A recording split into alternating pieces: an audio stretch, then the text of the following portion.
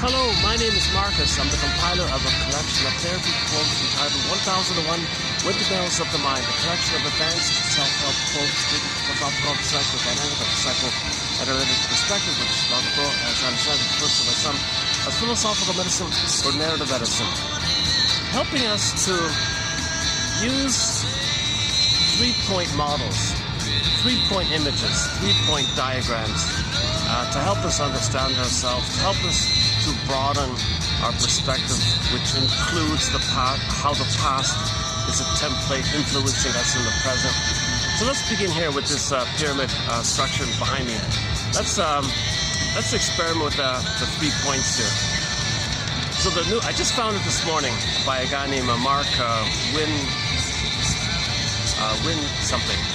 Windborn, not Winsome, Windborn. He was born to win. Pretty cool name, Mark Windborn. Just found it this morning. He gave a lecture to his students, like an online sort of lecture, and it's posted online. You can find it there. And he was teaching his students about interpretation. And he gave a few examples, but the main one I want to focus on here is how transference is one of the points. And the other 2 points are past and present. So let's imagine, we do the points of, let's do it that way. Can you find it? Does that work? Like this, like that? Well, let's just stick with, can you see the lines on the, yeah, okay, let's just give it a try. So just imagine these edges of this pyramid as being points. Okay, so this central one, let's just call it the transference issue, or topic, or phenomena, or dynamic called transference. Due to the compulsion to repeat, we're going to transfer the past to the present. So you got the past over there, you get the present over here, and the phenomena whereby you don't see the present because it's going to be, the past is going to be transferred to the present. Okay, so when it's time we repeat. Okay, due to this, because we're in pain, psychic pain, emotional pain, when I got out of pain, what's the pain? The baby didn't get his needs met. His needs were unmet. Froze up the soul, went to the survival brain, screaming, crying, Mother, you didn't meet my needs. My soul is frozen, psychic pain, where's my beingness, where's my ontological self, where's my budding beauty, Snow White in a coma, my emerging self can't develop, stunted development, rested development, developmental rest. Mother, you betray me, you're supposed to meet my need for safety and security and reverence, consideration, understanding, and then the presence and, that kind of stuff. And called the secure attachment style. You didn't meet that needs. I froze up my soul. Okay, the pingles on the collar, under the collar, flat affect, alexithymia, no words for my feelings. Apomolexia, no words for my feelings. Also known as flat affect, under the collar, flat affect. Okay, the feeling self, the embodiment, feeling real and alive, is sometimes called the feminine principle, like the moon, with beingness quality, sweet and inexhaustible fullness of being. That's the ontological self, your sense of self, this beingness at home within. And then sometimes, since it's called the feminine, sometimes they would create a symbol of the feminine with the princess. So look in fairy tales. Okay, the princess morphs into a bird and flies away. The princess has to escape, locked in a tower like Rapunzel, or Snow White in a coffin, or turns to stone. Urtopusab's core gets pulled down. Oh, 1 second. Give me a minute to let these people pass by here. 1 second.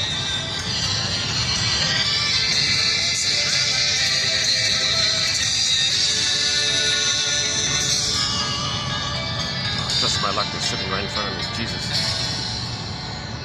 Let's see if I can try to ignore it, kind of thing. As usual, I'm in a public place. It's a holiday, so things are... But let's focus on the pretty opportunity here. Name of the song, Pretty Lady. I think we have a pretty opportunity here this afternoon to do to cover some good ground here. So by the way, this video is part 3 of a now 7 video run on the topic of passive aggressiveness. So we covered parts 1 and 2 already. This will be part 3 of 7. And in previous videos, I've done a preview of parts 1 to 6. And in this video, I want to do a preview of 7 actually as well. And then we'll go back to 6. But before we get to all that, I want to discuss the pyramid, back to the pyramid. Okay, so why is there transits? Why do we see the present as a new dish to the past? Why do we transfer the past to the present? Why do we transfer what happened to the past, the memory of the past, through the transference phenomena, like a bridge kind of thing, to the present, and now the present is seen as the past. The past zoops into the present. You're not enjoying the present for what it is. You're not seeing the present for what it is. You're not enjoying the present. You're not loving in the present. You're not really fully embracing the present. Nothing's new. You're just experiencing the present as the past.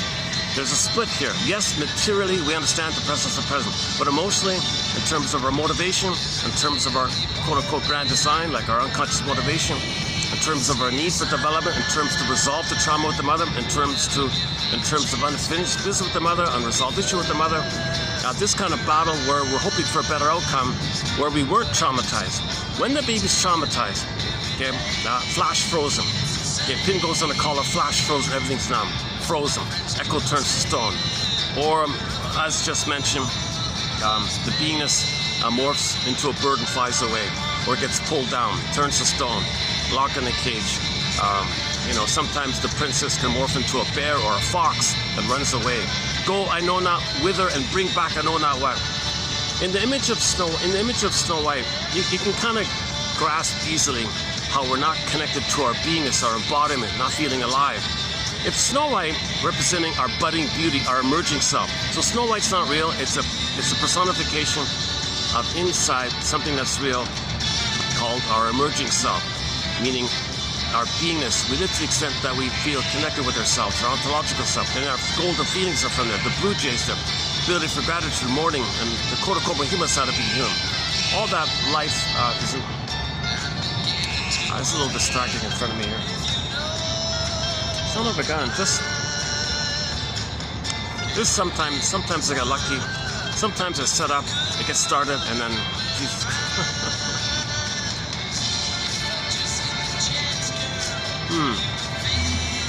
Luckily, I've got some options today, I think.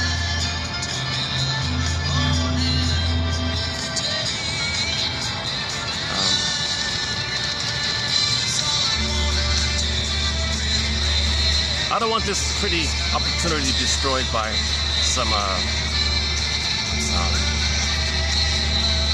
people acting out their need for comfort, to be seen.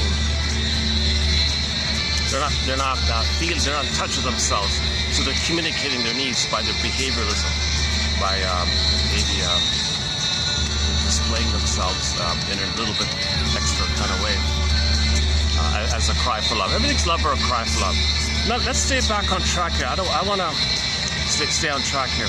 So let's go back to the pyramid. So they got the past, okay? They got the present, the current, now, present, current. So in his graph, he did past relationships, obviously baby and a mother. Okay, basically for the it could be child and a father, or a child and a sibling, but just one past relationship, one primary past relationship is the baby and the mother. So that's past relationship. And you got current relationships. So you want the current relationships to be in the now, present, right? You don't want to see the present in a kind of like materially you understand the present, but emotionally you don't care. And you're orchestrating the present as if you're still in the past trying to get your needs met. You were frozen there, stunted there, pain there, so you want to, because of the pain, you recreate it to get out of the pain, right?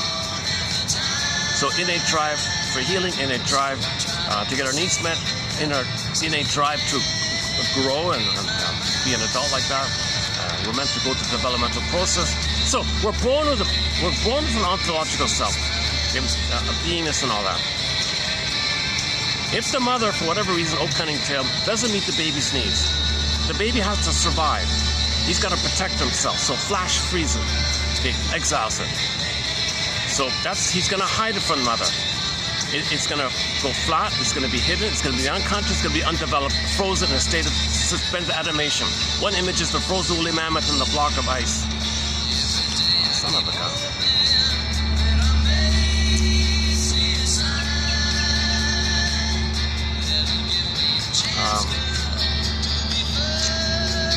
Okay, sorry about this. Give me a couple of minutes to see if I can. This is really the best spot for me right here, but son of a gun. Yeah, actually, okay, give me a minute. Let me check around here. What are my options? Hold a sec.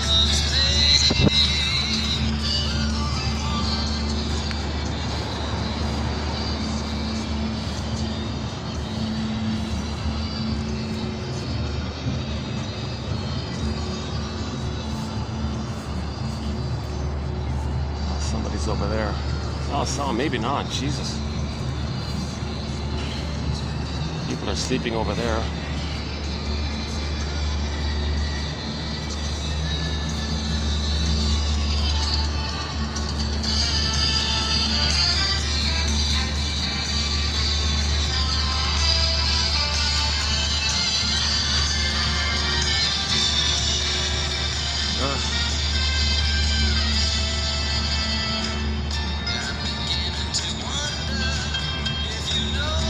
Okay, if I get distracted again, I'll see if I can go over to the side part. I'd really like to see if I can make this work here.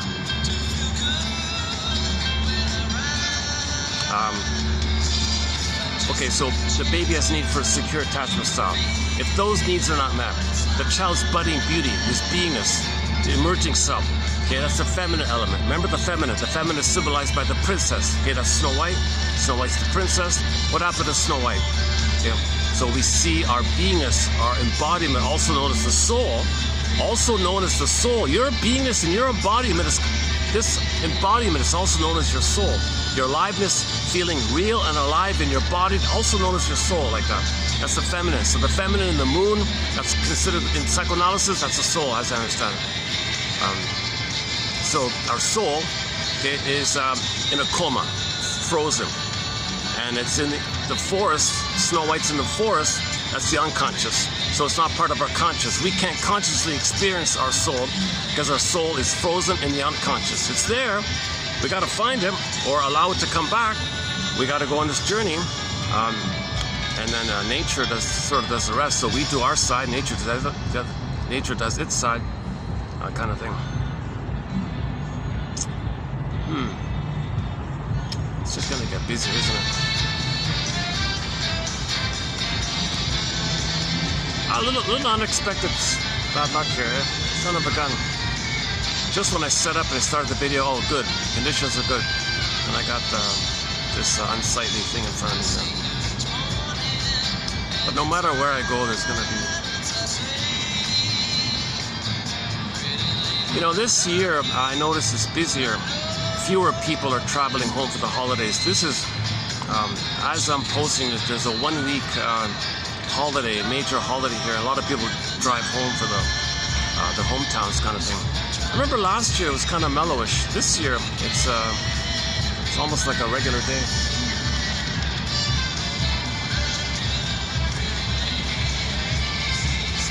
And I got some characters staring at me on the side over there. Gee, this is... I remember, it's funny, last year I remember the same thing, that it's weird, it's during the holiday, when I do a video, things are so, the vibe is so different, they got different characters, it's so different. I feel it here again this year. There's something about the regular crowd, and then the crowd when there's a regular holiday. Okay, I'm really getting off track here. Okay, let's get back on track here, my goodness. This happens sometimes, yeah, so let's get back on track here. Okay, so what we're talking about is weaning trauma. Long ago, the doctors would call it weaning trauma. And nowadays we call it attachment trauma. Relational trauma, interpersonal trauma, developmental trauma, betrayal trauma. Yeah. So the baby's traumatized. In the relationship with the mother, in the interaction with the mother, in his needs for development with the mother, all that there's a trauma there. He can't have it. So the symbol is, once again, the princess is lost, locked in a tower, etc. Or morphs into a bird or animal, runs away, flies away. Myths and fairy tales are a lens or a way of looking at our trauma, psychological trauma. Myths and fairy tales are metaphors for psychological trauma. Yeah, and once again, the pin goes in the collar, flat affect. And we live to the extent that we feel. Now, if all that feeling self is frozen, then our energy is devoted to the memory of the trauma, which is in the survival brain. Now we're operating on a loop, this infinite loop, because the amygdala doesn't know time, the unconscious doesn't know time, and there's a deep memory there where mother hurt us, had a need, mother hurt us. That's a deep past pain, and it's no sense of time. That's why it could be transferred to the present, because the amygdala doesn't know time and it's functioning as a puppet master. Okay, the unconscious or the the amygdala is kind of like a puppet master because all your memories are devoted to resolving this trauma with the mother. Okay, so if the child, that's a trauma, to lose his soul, to have his soul exiled, to not have his beingness be a part of him, and what he feels instead is the chasm. This core, geological, metaphorical fault in the psyche, in the system, in the organism, in the emotionality, called the chasm. Go to the film Inside Out 2. You'll see an image of the chasm. The associated expression of it was the mind workers called the sarcasm workers. Sar-chasm. Because it's a chasm, there's sarcasm. The sarcasm is there. That hate, that very, really hateful characters like that, that's filled with anger and real ennui, and envy and anger, and bitterness, and sardonic humor, black humor, shadow photo, all the sarcasm like that. So the sarcasm represents the anger we feel when our mother betrayed us and we had to lose our soul. Mother, you betrayed me. I had to exile my soul. I'm really angry at you. Okay, so once again, Inside Out 2. Okay, 2014 film called Inside Out 2 by the Disney company. You'll see the image there. Not a pretty sight for the baby. Not a pretty experience for the baby to be betrayed by the mother. Mother, after all we've been through, we were one together. We were in a blissful state. And when I came out of the uterus, you abandoned me. You betrayed me. You let the cord of the placenta be removed. Put me on a scale. Where were you? The bridge to you was gone. I thought you were gone. You betrayed me. You abandoned me. And then Earth opens up. The child, the soul, called the core in the Greek myth, this core, the core of the person, the authentic core of the person gets pulled down, kind of thing. In the Inside Out 1, you see this joy and sadness getting souped up the tube. Okay, this is known as this guru calls it the abandonment syndrome, the abandonment complex, the abandonment neurosis. Her colleague, Mr. Blanc, calls it a core fault. He doesn't say core fault, he calls it basic fault. He means the core fault or basic fault. It's basically the same, it's synonymous. Basic fault, core fault, this core fault. This fundamental core fault between the baby and the mother, where the mother betrayed the baby. That's a core basic fault. Now we don't remember this. We feel it as some kind of eerie sense that something's missing, that something's absent. Well, our beingness, Snow White's in a coma, Rapunzel's in the tower, the Maiden King is flown away, Echo is turned to stone. That's our soul, we're talking of our soul, something's missing. I feel like something's missing, your beingness is missing, your individuation is missing, called your soul. Now you want to, now when you recognize that, in the Snow White tale at midlife, when you recognize that, now you're in touch within how in your body there's something going on that's trying to mine up. The dwarves are miners. The dwarves are symbols of the energy within to mine up and bring to consciousness. Oh, the guard's gonna come running. Yeah, these guards are really good. A Smokey's not allowed in the park. They blare an announcement. You're not allowed to smoke and litter and all that. I can tell easily that somebody's smoking beside me somewhere. The guards walk around. He'll smell it. He might find him, I guess.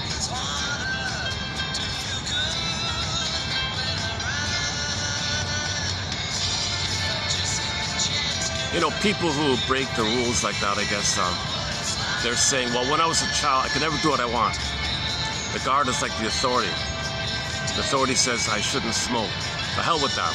So they're battling not only the guard, but the mother. Mainly the mother. Transfer the mother onto the guard, and they're battling both, the guard and the mother. Fine, he's going to do what he wants. Fine, he's going to say, Mother, when I was nursing, I wanted to be held in this position because the milk would flow smoothly. And you angled me in a difficult position. I was in pain. You didn't listen to me. You didn't respect me. I wanted it this way, and you told me, no, it should be that way. I wanted to nurse according to my timetable. You woke me up when I was sleeping. You did it according to some stupid schedule. I'm really angry at this kind of thing. You didn't allow my individuation, you didn't allow my signs of autonomy. This is a real anger like this. Flash frozen. He's stuck with that. Goes to the park. There's a rule. Oh, hell with that. The rule meets authority. Authority meets mother. Hell with that. I'm going to break it. Finally, I'm going to get to do what I want. He's still, so he transfers the past to the present. So in this current example, that's called transference. Okay, so let's just finish up with the core image here. So we're talking about weaning trauma. Okay, the baby's one of the mother. There needs to be a natural allowance for the child to maintain a continuity of paradise with the mother. Babies need an extended paradise, a blissful union, a blissful oneness of the mother. Mother-infant dual unity, para-unity, participation mystique, unio mystica, okay, nirvana, okay, Shambhala, Shangri-La, any kind of Garden of Eden is the common one, right? So any kind of image. Remember, myths and fairy tales are just help you to refer to psychology. Myths and fairy tales are code for psychology. Myths and fairy tales are code or metaphor or symbols. They're not real. Symbols are not real, but you can see them. They help you talk about it, you see it, you can discuss it, you can see it, to point to something invisible which you don't see. We don't see how our soul is frozen. We don't see the geological metaphor, the basic fall. So the basic fall in the Greek myth, when this core is on the field, Earth opens up, she gets pulled down, yanked down. Yeah, that's like a symbol. It's not real. That really did not happen in actuality. But the storytellers, the healers and the soul doctors and the storytellers trying to heal us, the narrative medicine, create a symbol, create a metaphor, create a myth, create a fairy tale, like a lens, so we can see what happened inside. We're trying to recognize and validate our trauma. We're trying to admit our trauma. We can't heal if we don't know what's going on. We're trying to piece together and construct the trauma to now know what we couldn't back then. So it's setting up so we can then feel. If we can now emotionally know what we couldn't back then, process, assimilate what we couldn't back then, that's the whole goal of it all. So the baby needs a secure attachment style. Okay, for whatever reason on the mother's end, she can't do it. Maybe she's kind of like the wicked queen. She is stuck in her mirror, thinking it's all about her. The mother hasn't advanced out of the stage of entitlement. If the mother's still in the stage of primary archaic entitlement, i.e. babies think it's all about them, they should receive, and the mother's stuck in that kind of place, mirror, mirror on the wall, who's all about, who's entitled, who should receive, and then she's supposed to give? Oh my God.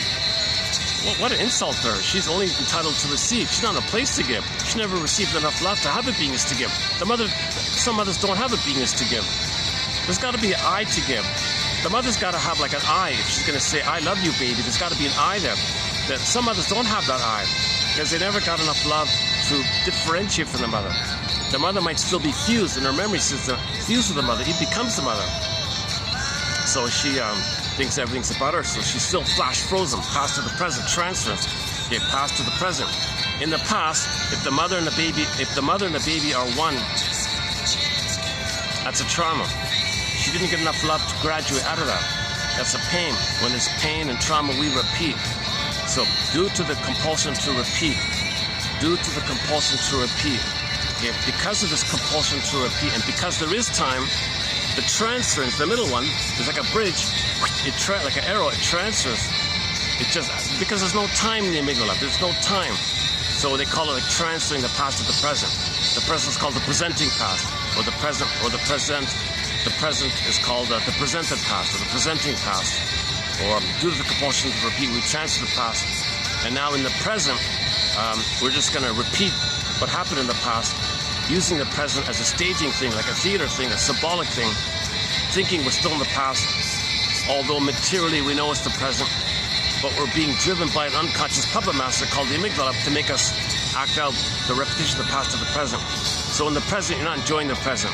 Enter the Greenberg film. Schwing said to the guy, "Sir, you have trouble living in the present. So you linger in the past, you dwell in the past, you linger in the past, you live in the past because you feel like you never really lived it. He couldn't process it. He couldn't assimilate it. Too much pain, flash frozen, he's stuck there. So he's living in the past. He can't live in the present. He can't enjoy the present, stuck in the past. Okay? And due to this pain of it, that's why we recreate it, hoping to get out of the pain, hoping to get a better outcome for the past. But the amygdala doesn't know time. The amygdala doesn't know time, so you're always in the past. You're always in the past like that. The only way out of this is consciousness, grieving, mourning, firebird, phoenix, abreaction, positive abreaction, authentic abreaction. Okay, called like catharsis kind of thing. So it's called emotional knowing. So when you get your feelings back, then you're good. When you get your beingness back, but you only do that when you can build an ego, build enough psychological education, that it's kind of like a container, they call it. When you have a more understanding and empathy, then okay, the system can, it's kind of like you're not afraid anymore if you understand. If you understand a lot, you're not so afraid.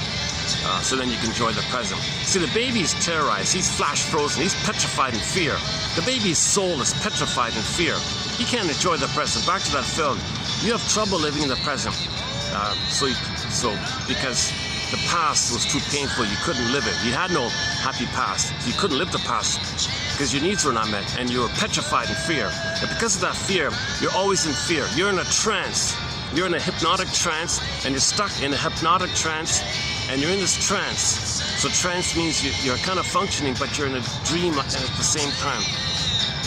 Another image for this dynamic, one variation of that is one interpretation of Snow White. Back to Snow White for a minute. Is in one version or one interpretation of the glass coffin, Snow White can see through the glass. She's awake. She can see through the glass, but she cannot feel through it. Meaning she can understand the world, live in the world, function in the world. She can materially recognize the world, but she can't feel in the world. Meaning, so she can get 10 PhDs, 10 medals, 10 awards, drive the car, pay the bills. She can do stuff, but it's not feeling. Because there's a wall there, flat affect. She's frozen inside. She's in a glass box inside. So this might be like you're talking to somebody, gee, it's nice talking to you, but I'm not really sure. I feel like there's a real emotional wall between us, like a glass wall between us.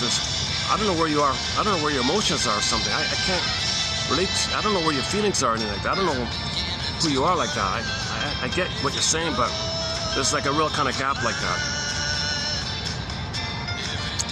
Let me do a perspiration management moment here. Hold on a second.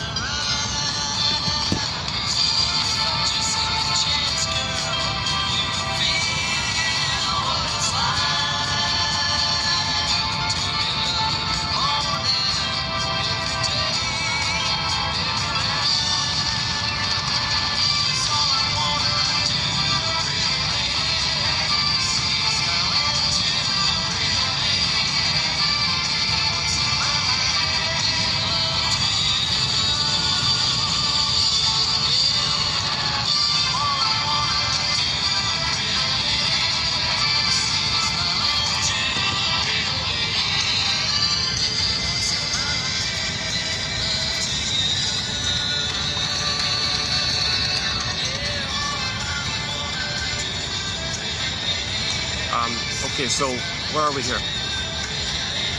So the baby's born with a 360 wholeness. Robert Bly calls it a 360-degree round golden ball, complete, whole, healing and wholeness. You're whole, you're healed, you're whole, you're complete.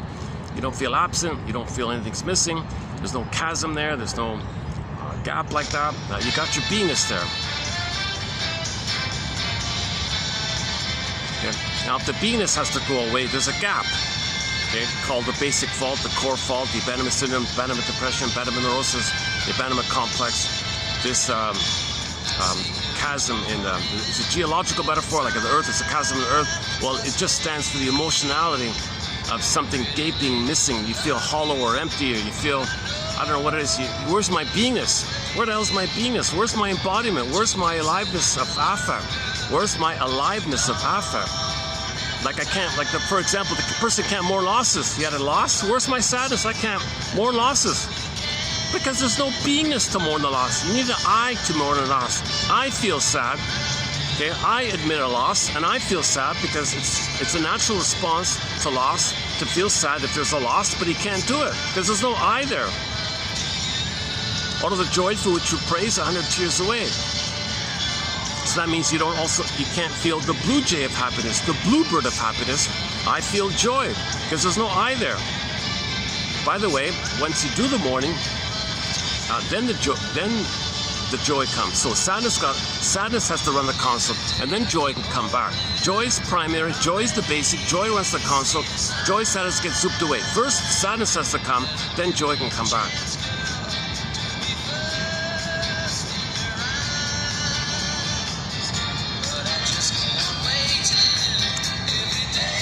Also, the lighting here is not, I did the last video here. The lighting was, it's not too good like this, right?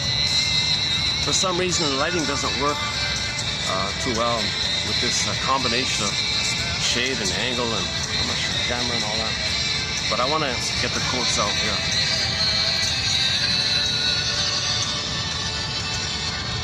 Okay, where are we here? Are they still staring at me? Jesus Christ. Oh, this time they looked away when I looked back at them.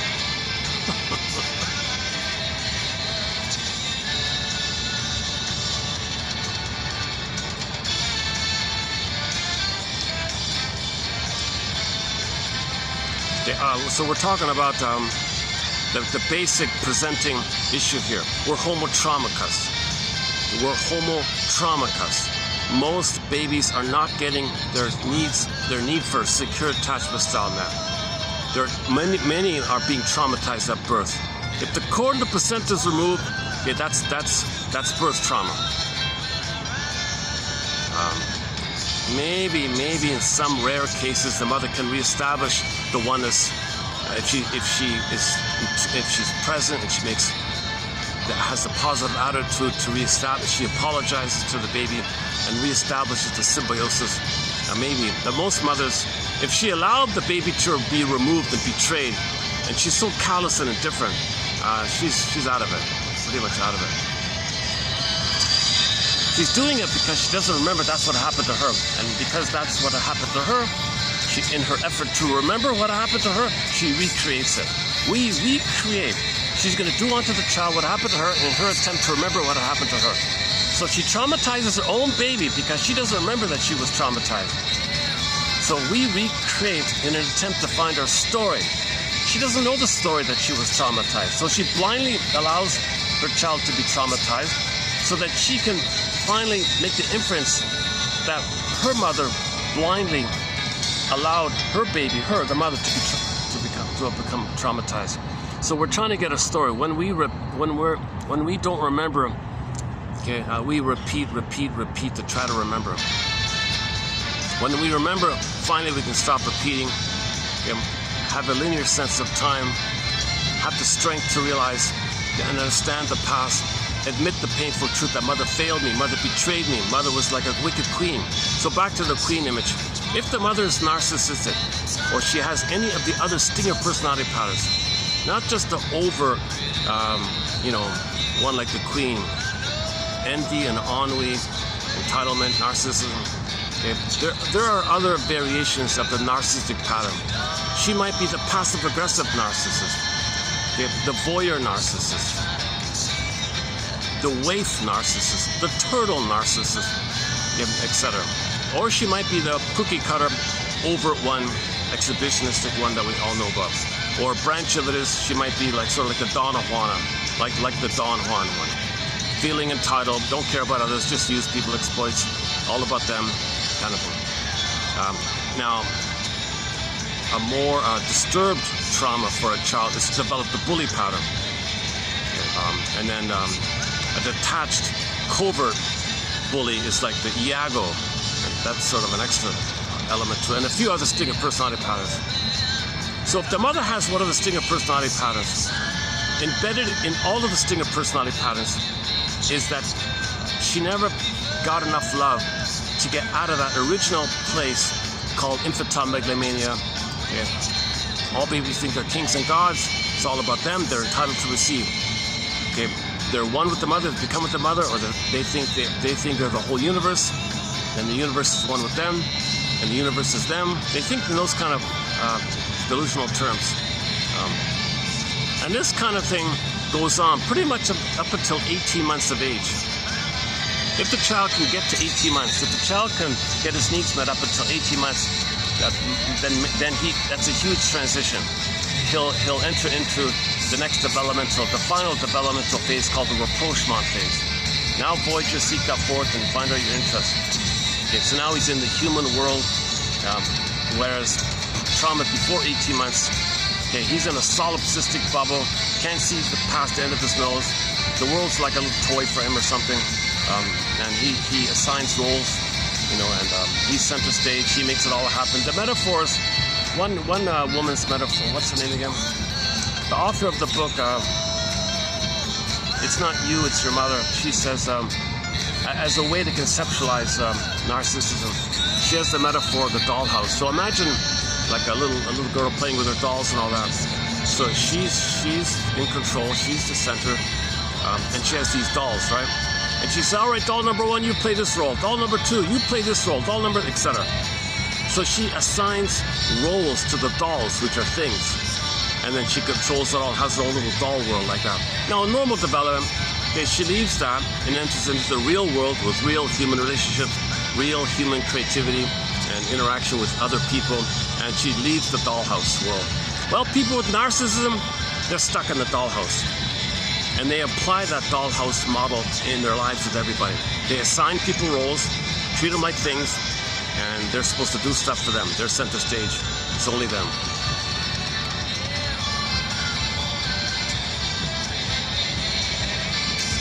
Now, the current best clip on YouTube for this is Visit from Dan by the Carol Burnett Show.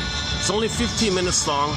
Your mission, should you choose to accept it, submitted for your approval and consideration, is to look up the Carol Burnett Show, a clip entitled Visit from Dan.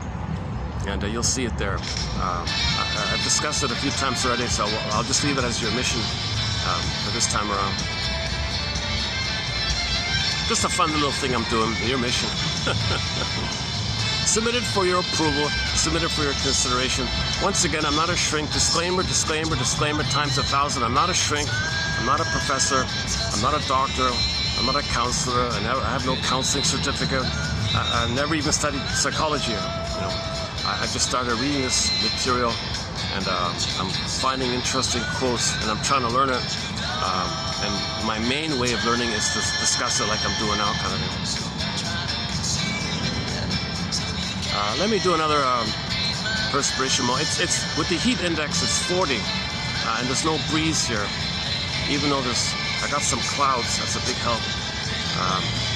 See you in about 10 seconds. Hold on a second.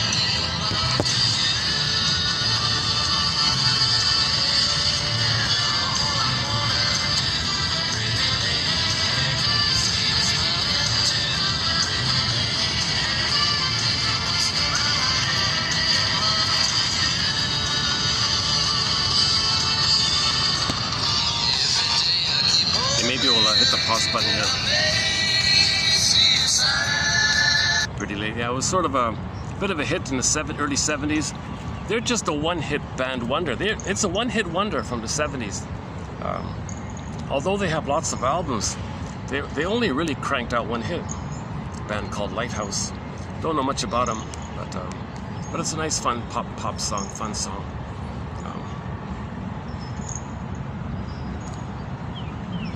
I think they had a sort of a second minor hit. I even forgot what it was. Yeah, okay, a bit of a breeze. All right, let's get back on track here. So once again, my disclaimer: I'm not a doctor and all that. So, I like to quote Robert Bly. He's not a shrink either, and he says to the audience, "Dear audience, 30% of what you're going to hear in this lecture tonight is wrong, and it's up to you to figure out which 30%." Don't ask me, I don't know myself. So it's upon each person to build their consciousness and just use the material as springboards, as prompts to free associate with. What did I just hear or what did I just read remind me of? What thoughts spring to mind here? It's called free association, the basic rule, the fundamental rule. Just see what freely comes up to you. It's called free association. You associate just freely, just with what freely comes up to you, and allow it. And if you block it, well, notice the block. Notice that you blocked. Notice that you resisted it. Notice the moment of what you were thinking about or feeling when that block came in. So just, and then you say to yourself, I must have a very good reason for feeling some anger or fear, and I blocked it. And then so just see what freely comes to mind. Kind of thing. What does this quote remind me of? What does it suggest to me? What thoughts spring to mind here? And if you do catch a feeling, allow it. Make room for it. Say to yourself, I must have a very good reason for feeling this. If it's more in the visceral place, sensations, okay, attention here, burning, biting, If it's shame, it might be a burning, biting feeling, right? Because shame, and then you might. So I feel a stinging, burning, biting feeling. That's called shame, right? I must have very good reason for feeling shame, or a burning, biting feeling. Either way, that's called hell, by the way. Hell is a metaphor for the emotion of shame. So hell is not real; it's a symbol. The storytellers created a symbol, a picture called hell, a hell scene, okay, to represent a burning, biting feeling. Shame is a burning, biting feeling, right? Humiliation, okay, a branch of it or a mild version of it is a burning, biting feeling. Then just say, I must have a good reason for feeling this burning, biting feeling related to my mother not seeing me as a human being, not treating me as a human being, because she used me. She felt entitled to thingify me, parentify me. She's not treating me like a human being, because the mother felt entitled. It's all about her, that everything around her is like a doll that she controls, gives the baby a role. You're a doll. I give you a role, you take care of me. Mother, I'm a human being. Baby's a human being. I'm not there at that place. I never got enough love to be at that place. First, I got to get my needs met. First, I need mother to see me. So, baby, you play the role of, I'm going to parentify you. I'm not going to see you for who you are. I'm going to see you as the missing mother. But that's not me. I'm not your mother. I'm not my grandmother. I'm me here. I give the role to you, like it or not. I can't love you. I'm impaired. I don't have the beingness to love. I'm still looking for love. So you play the missing mother, and you see me, make me important, and mirror me, and don't let me feel alone, and feed me like that. I want narcissistic supply, and I'm trapped in the mirror. It's all about me. I'm going to be center stage. It's all about me. It's not about you. It's about me. But mother, I have needs. No, crush the needs. So, and the wicked queen eats the baby's heart. Okay, so the image of the queen wanting to eat the heart. Okay, that's like crush the spirit, like take away the child's spiritual heart. It's not a physical thing she's doing. Okay, gee, mother, why are you holding me in an angry way? Why are you rough-handling me? Why can't you hold me gently and softly? Okay, that's the laces image. Mother, why are you thinking so negatively? That's the poison comb.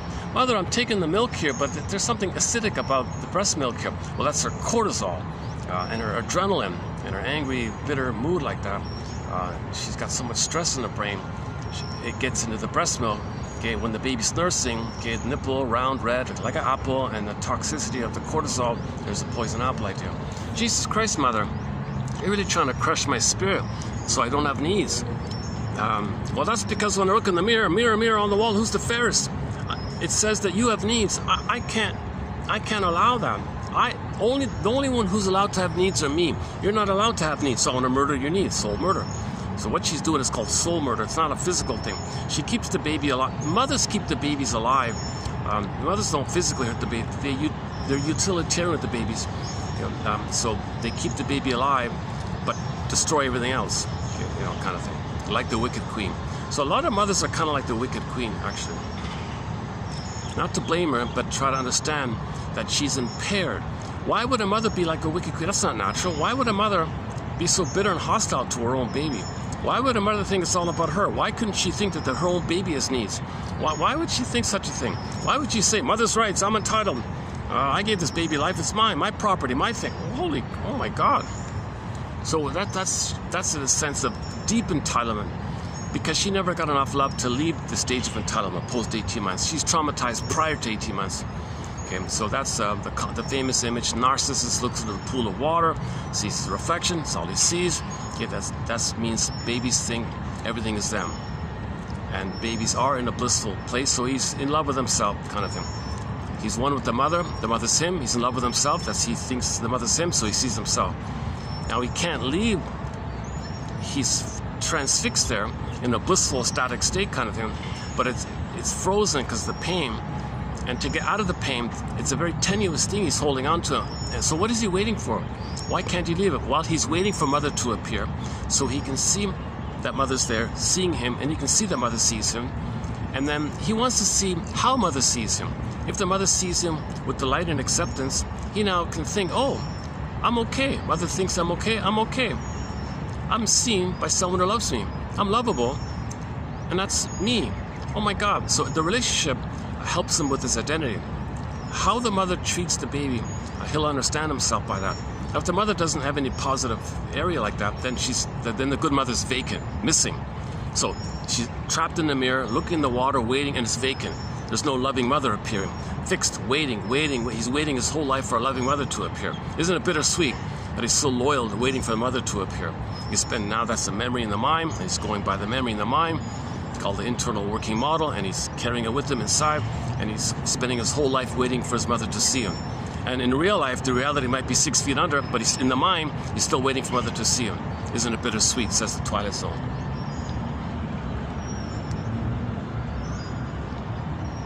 How are we doing here?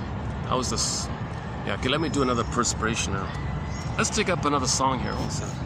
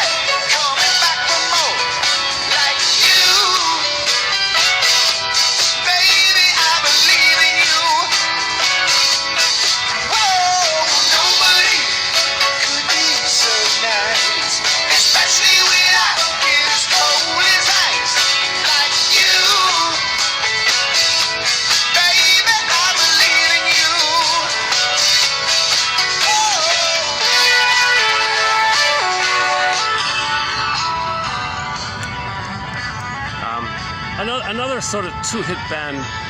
He also, I think, just had one or two. He had 2 hits, I think, in the 70s. This one here called Nobody. His main one is called Mama, Let Him Play. So the mother was very demanding and controlling. The poor little kid wanted to play with the guitar. No, you can't. Don't touch that. Don't play with that. And the father protected the child. He interrupted. No, let him play. Let him play the guitar. Leave him alone. So that's a nice little image like that. So ideally, if the mother is abusive, the father would be around to protect the kid. Back off, mother. Let him find himself. Let him have some agency. Let him explore and see what he likes. Because the mother might be like the wicked queen. She's envious. Remember, the wicked queen's envious. Wants to eat the baby's heart. No, let him have his heart. Let him play. Let him keep his heart. Right? Yeah, Mama, let him play.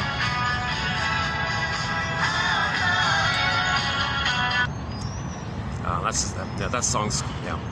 What we talk. Okay, maybe let's play that in the future. Mama, let him play. Yeah. Fun little pop song.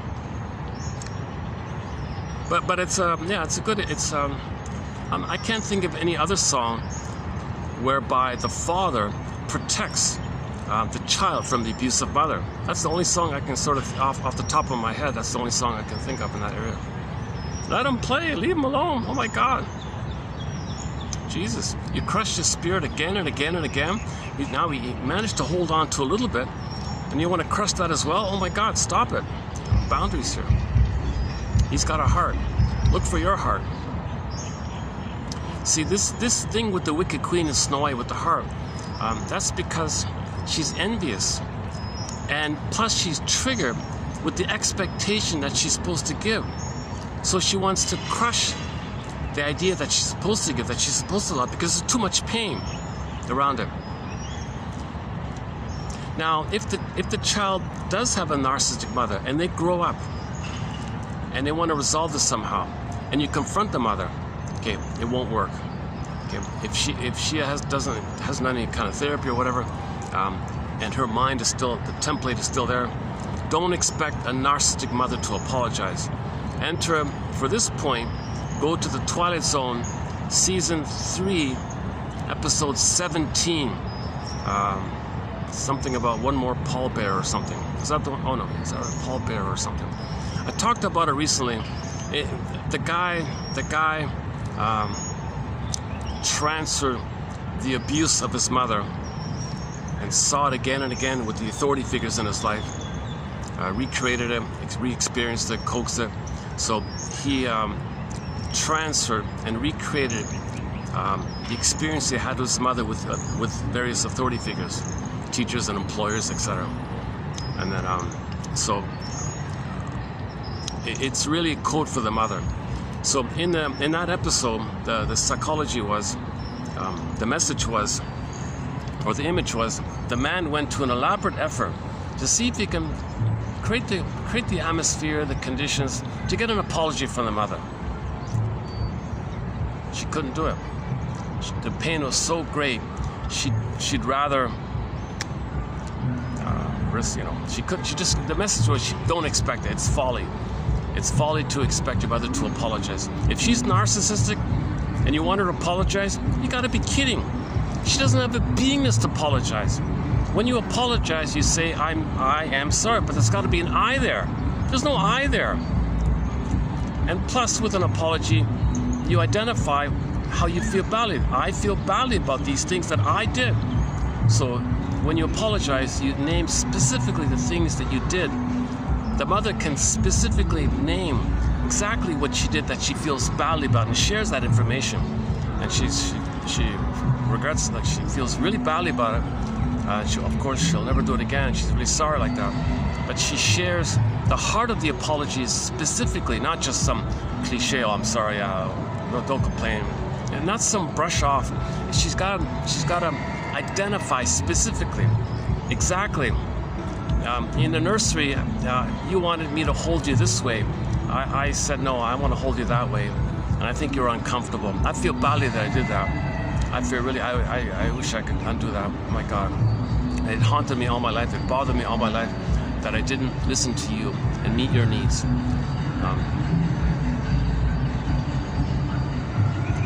If I ever have a baby again, I'll never do it again. If there is a magical time machine, I wouldn't do it again. I feel really badly how like. So she's got to. So in the Twilight Zone, those three stand-ins for the mother, those three, the teacher, the employer, and the other one, they were like belligerent versions of her mother. So he went to a very expensive, elaborate. He spent tens of millions of dollars probably trying to create this scenario to try to nudge the mother via them, they and the mother basically. They're like the voice of the mother, an extension, transfer onto the mother. They're like stand-ins for the mother. And they wouldn't do it. In fact, they attacked him for it. So what it was, as a kid, he made some naughty little mistakes, but the teacher was way over the top belligerent. Embarrassed him in front of the whole class, shamed him in front of the whole class. Had this really pedantic, arrogant excuse around why she's right and the baby's wrong. Look, I'm just a little kid. You don't have to like, really devastate me like that. Same thing with the other two kind of thing. So he did little things wrong, but he wanted guidance. He wanted a parent. He wanted the teachers to. But the point is, if the mother crushed him, he's going to find teachers who will crush him, or he'll coax them to repeat what happened. But again, with the transfer, when there's pain in the past, you transfer to the present. So that's a key image with so he had trauma with the mother. Okay, he kept transferring it again and again. So when you transfer, you kind of try to orchestrate it. You try to prod people to play a role, to reenact what happened in the past. Because it's still in the past. You're hoping that the present can change the past. Now those three people can't be the mother changed the past. Anyways, he was but the core message was he wanted his mother to apologize. A mother couldn't. She would rather be a goner than apologize in terms of the pain around feeling him. It's really a dramatic kind of episode like that.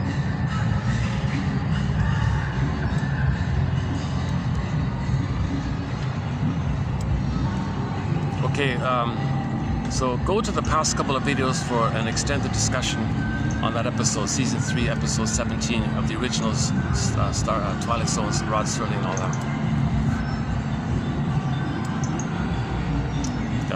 So the message was, isn't it bittersweet that he's trying to get an apology? Isn't it bittersweet he's trying to resolve this? The lesson was, you gotta admit that your mother couldn't. If you're waiting around for it, and you're trying to coax her to apologize, she'll be doubly resistant because she's resisting the child and she's resisting the mother in her mind. The mother in her mind attacked her, and now the child wants something, her mother wanted something, the child wants something, she's going to be doubly aggressive to the child. So in that Twilight Zone episode, those 3 characters were doubly aggressive kind of thing. Because in their minds, they're fighting with the mother in their minds, and they're fighting with the current expectation that they should do something. And he's trying to make an effort, so they resist the effort made by the victim, and they're resisting the mother in their minds. So that's why they were so belligerent and impossible. They're going to apologize. No way, no way. That's right?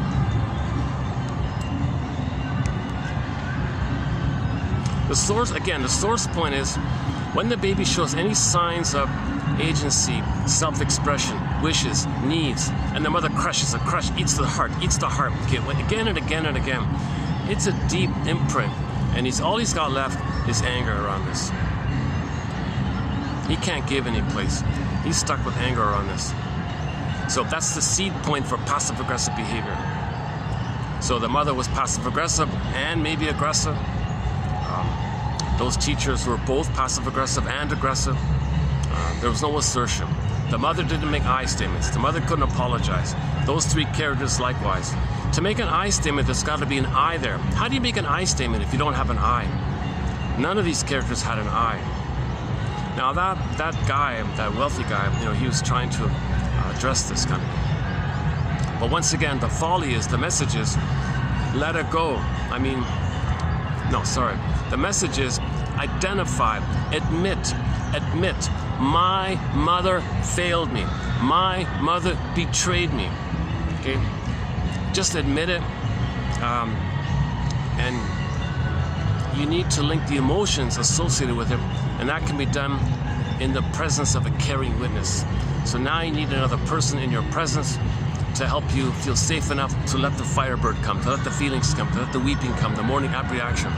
Okay? It's not intellectual anymore. You need someone there. You need an experience to feel it. You need a level of safety, and it seems you can only get that with a caring witness kind of thing.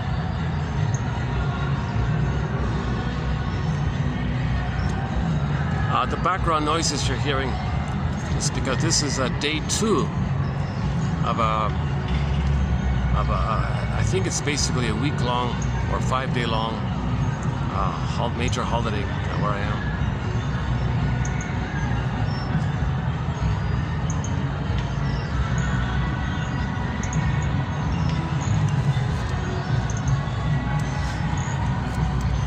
Oh man, I need a breeze here, Jesus. Okay, sorry, let me do another perspiration management moment here.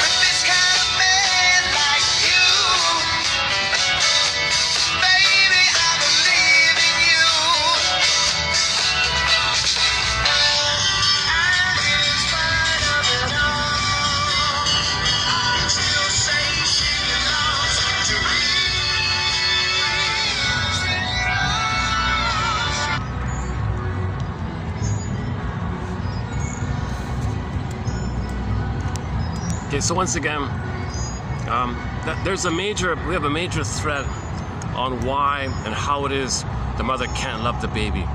Okay, she's trying to remember that she was traumatized, so in an attempt to remember, she recreates it onto the child so she can observe and say, oh my God, am I recreating it for me to make the inference that that's what my mother did to me? I do it onto my kid so I can know what happened to me. Okay, and so on. That's just one of them.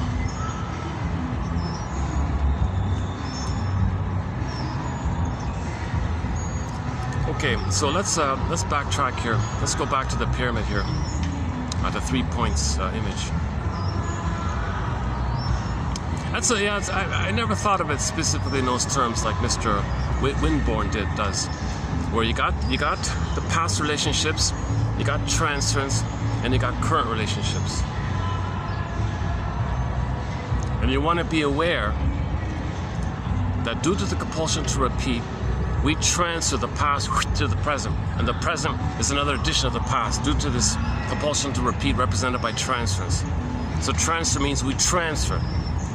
That's just an approximate way of saying the amygdala doesn't know time. All time is that time. So you're in the present, but the past, your brain is all, your deep brain is, your primitive brain is always in the past. So you're in the present, but your deep brain says, no, you're in the past. So the present, you're living the past in the present. So as a ballpark, they would just say you transfer the past to the present. How else are we going to say it? All of these terms are ballpark, right?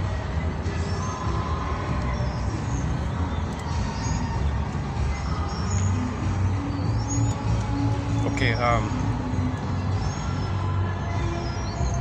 Okay, let's before I give his example about the transference interpretation, I want to preface it with just doing a very brief recap on Anne Teacher's theory about presented in her book called Why We Pick the Mates We Do. Okay, so our present relationships are going to be a recreation of the past. We're going to transfer the past to the present. In the present, recreate the past. Okay, so your relationship in the present, it's going to be a recreation, a pickup, an ongoing continuation of the past, where a person is going to play one parent and find someone else to play the other parent, and the other one's doing the same thing kind of thing. Okay, so it all starts off with the child in the beginning watching his parents or her parents relating to each other. She calls it like a training film, like a conditioning film. The baby's he's watching his parents.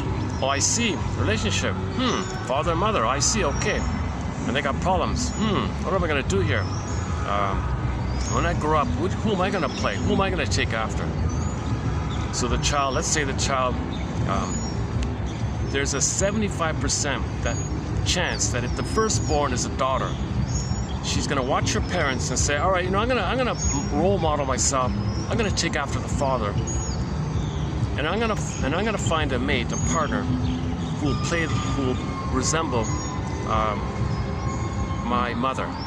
So she'll kind of like play the father and find some fellow to play her mother and recreate in her current relationships the past. Due to the compulsion to repeat, she's going to recreate in the present the past. She plays one parent, finds a fellow to play the other parent. Okay. So she marries her mom, basically. She plays the father and finds a fellow to play her mother. And now she recreated a reflection of the past. Okay, as above, so below. As above, so below. It's kind of like that.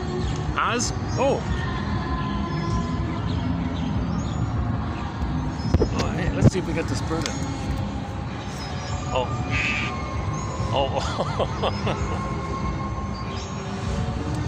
Oh, he squawked when I tried to get closer.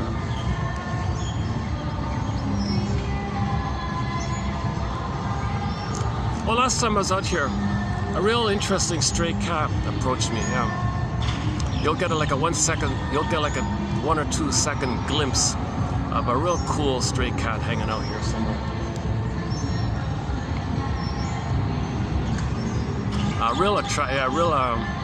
Real spirited cat. Yeah, they're very attractive. Good-looking cat.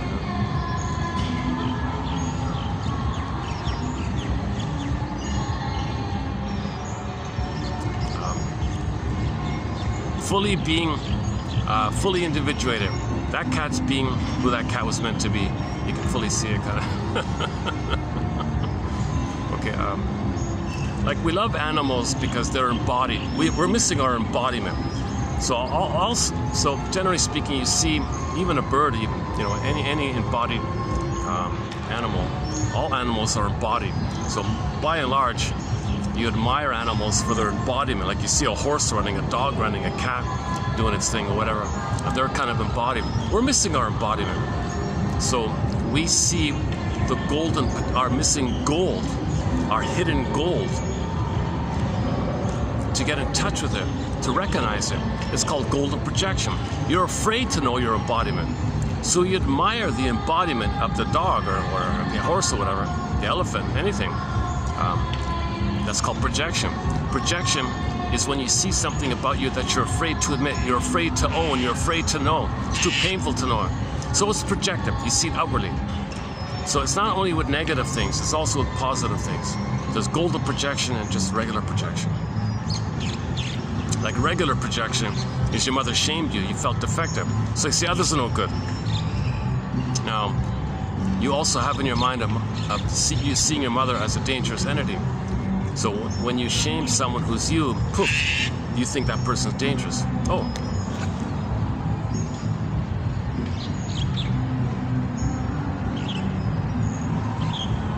Not sure if I'm getting him in now.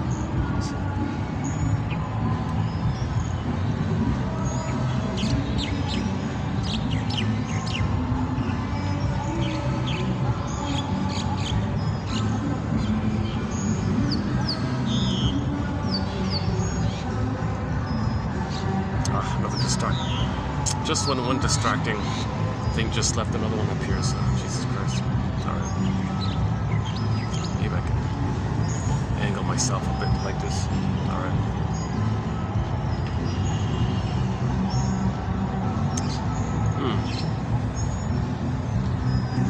See, the pyramid's good because it blocks all the people behind me, right?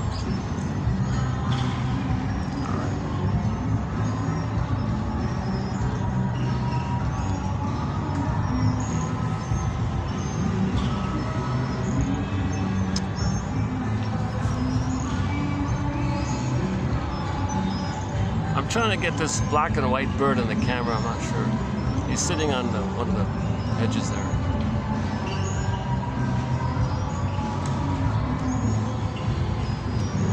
Oh, jeez, another one's gonna sit to the other side here. Oh, gee, this is a rough day today.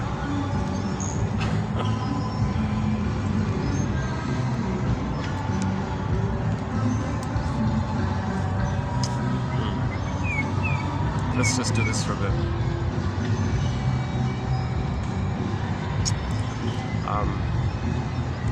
Plus, I'm mindful. I don't want to disturb anyone.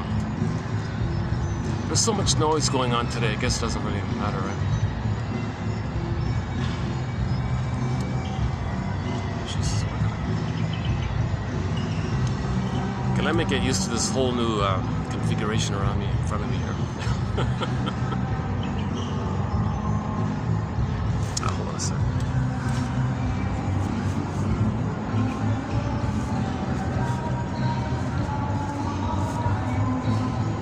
Well, actually, hey, look at this.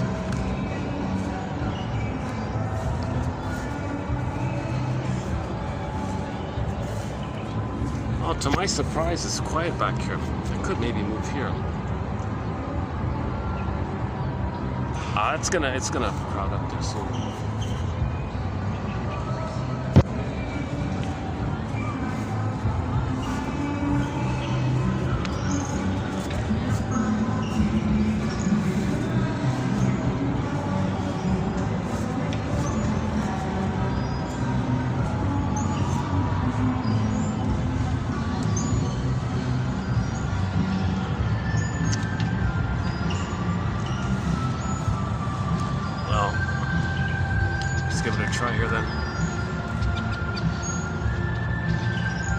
Okay, let's end teach with why we pick the mates we do. Excellent book, highly recommend it. Another mission submitted for your approval and consideration, should you choose to accept it, is to read Ann Teachworth's book entitled Why We Pick the Mates We Do. It's now in its 6th printing. A lot of secondhand used copies around. Or at the very least, look up the quotes from that book we posted here a couple of months ago. So back to the child watching his training film about relationships. He understands, oh, I see a relationship. Okay, you got two people, of course, and he's going to say to himself, who am I going to take after? Who am I going to role model my identity? Like, who am I going to be, basically?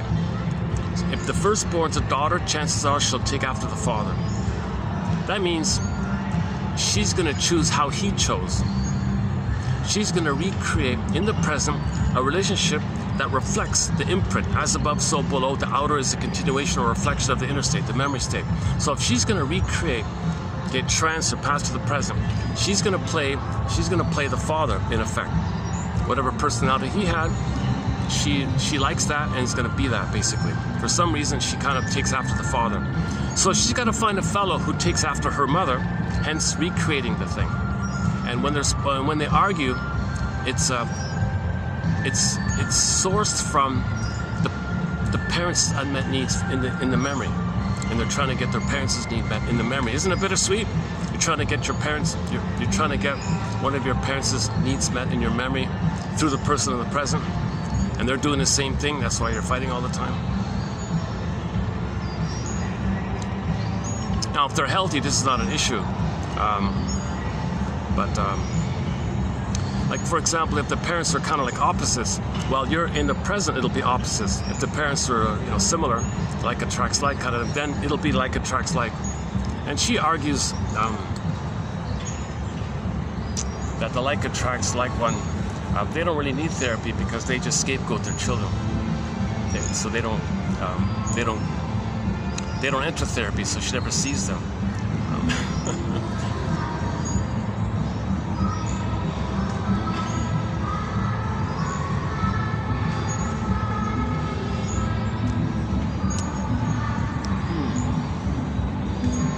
Give me a few minutes to relax here.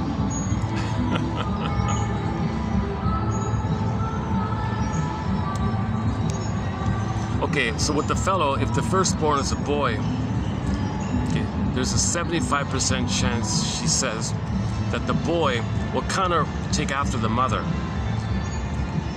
Like, he admires the mother and he's going to play like the mother kind of thing, or adopts the mother's personality. The mother, she calls the mother the role identity for him. Yeah, who am I going to identify after? I like the mother. I'm going to take after the mother, kind of. And the mother was dealing with her husband, right? So if he's going to play her, then he's got to find a wife who has the personality like the father to continue the mother's battle, to continue mother's efforts. So he's continuing mother's efforts. So he's like an ongoing reflection of the imprint. When there's trauma, we repeat and recreate. We transfer the past to the present, recreate the present, okay? Because of the past unresolved issue, unfinished business, okay, and so on. Okay, so his example was, he said to a person in the present,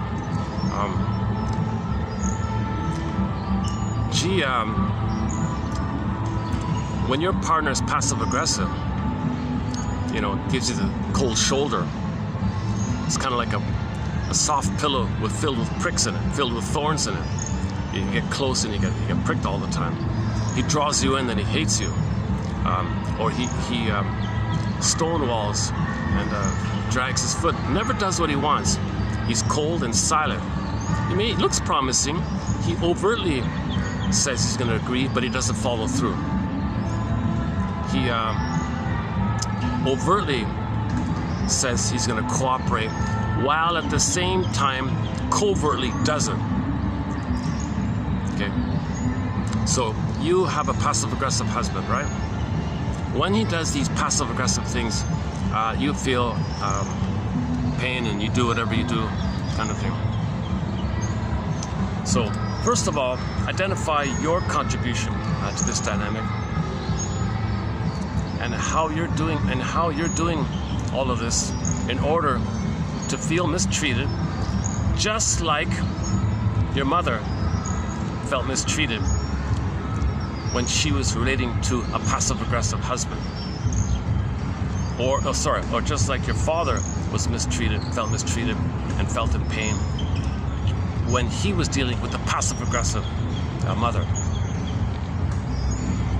Okay, so let's take the firstborn. The firstborn's a daughter. She takes after the father. Let's say.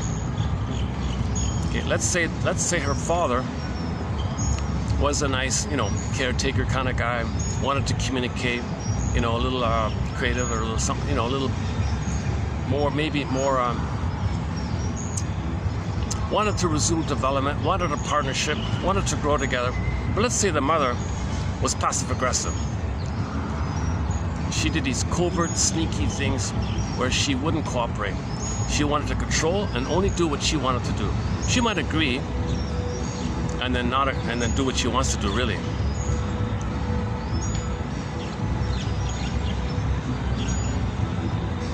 Okay. You know the passive-aggressive person more by what they don't do. So the mother will be silent. She'll deliberately sabotage things, obstruct things, make excuses again and again. But she can do it in a way where the husband is confused and would be embarrassed to call her out on it.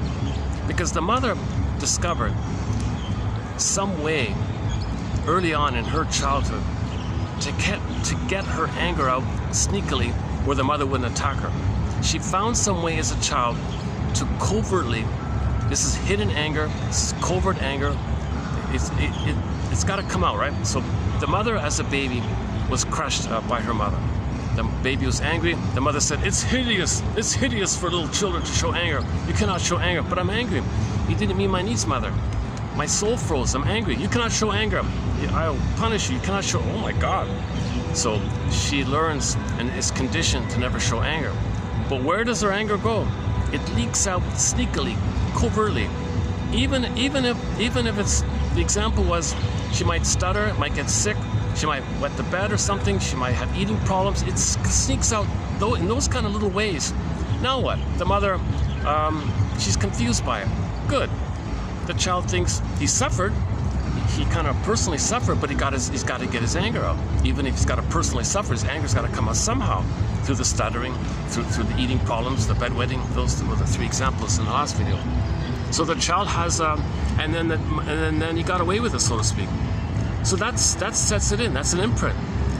So he's so subtle in his convoluted, very confusing. The mother was very confused. The point was, the child got his anger out some way, and the mother was confused.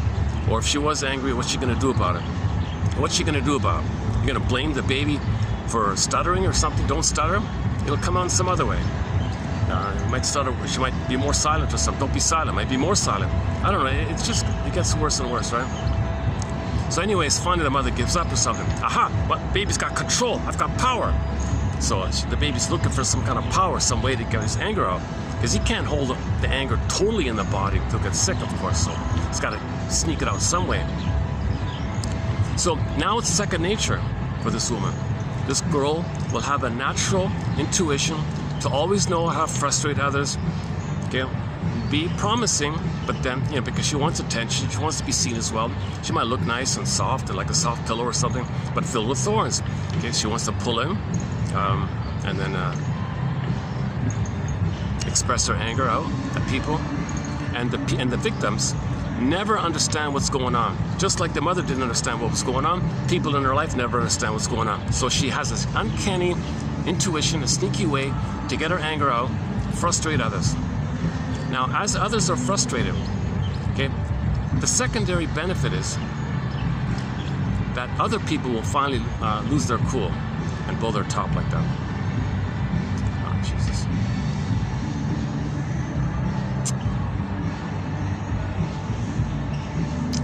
I'm not sure if I can just stay or should I move or something.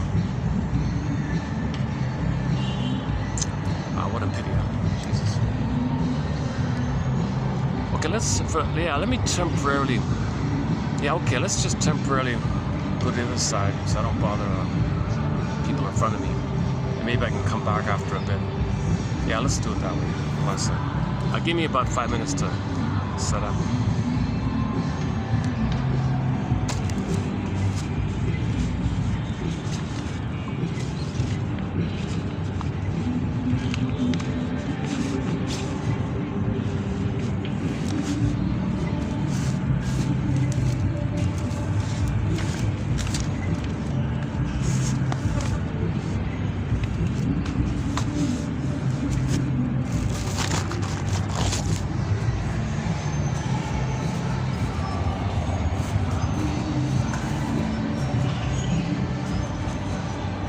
What if I do it like this?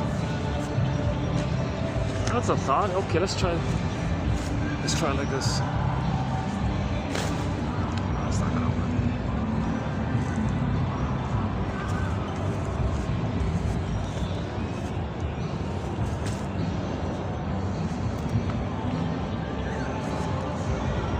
I gotta get the right angle where I minimize the.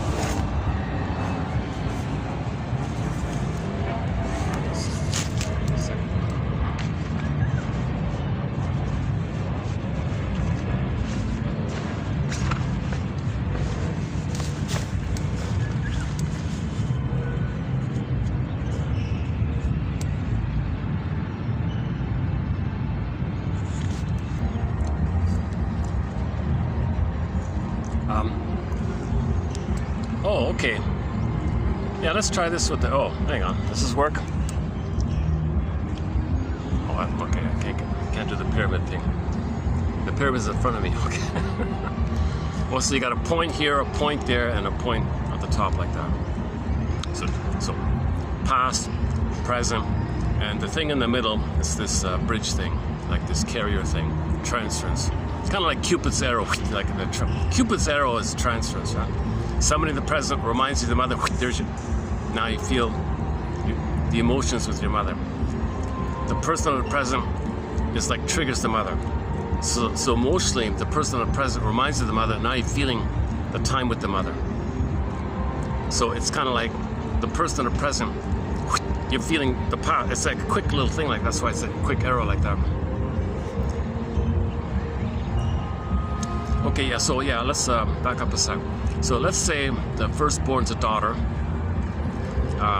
She's gonna role model herself after the father. So her personality will kind of be like the father's personality in a way, let's say. So she's gonna continue the ongoing efforts that the father had to meet his needs. And she's gonna pick up from there. She's gonna continue that. Because she has a couple imprint. So when she creates a couple, she goes by the imprint, the prototype, the template, the stamp. She doesn't, it's a training film, it's a conditioning thing. You know, you spent your whole life growing up watching your parents interact, you're bound to take after one kind of thing. You take after usually the one you admire more maybe, or the less painful one or something, I guess. So often the daughters feel less pain with the father, so maybe they take after the father, let's say. Okay, anyways, so she ends up acting kind of like the father in a way. Okay, and she's going to choose how he chose. So she'll marry a man with the personality of the woman her father chose. Okay, so her husband will kind of play like her mother, and she'll play like her father, and you recreate it as above, so below. So let's look at the parents then. What is the imprint? Let's say in the imprint, she was kind of like let's say he was the more helpful one, codependent, pleaser, caretaker one.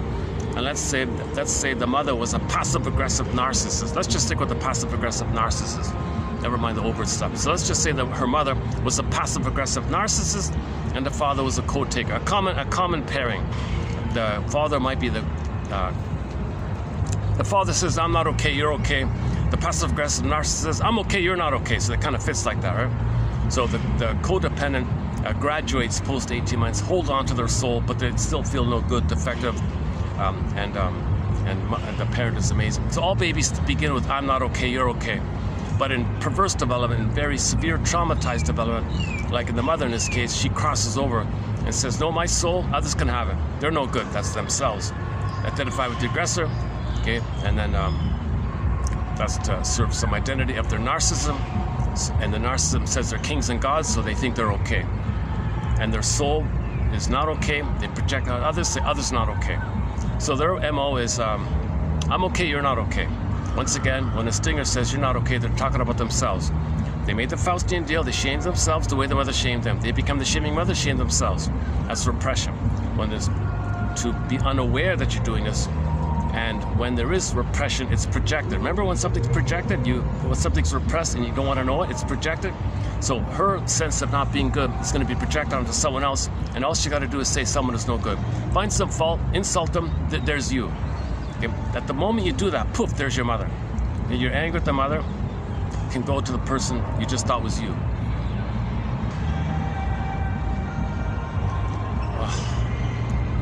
A breeze finally, a slight breeze finally.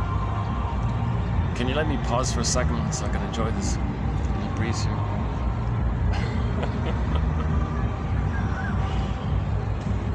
You know, despite the optics was really pitiful in the last video. Maybe it's the same in this video here. Despite the optics being not so great in the last video, it turned out to be not a bad video. I thought there were some good parts in there. One of the shorts that I did from it has like almost 800 views or something. I don't know if they fully viewed it or not, I don't know.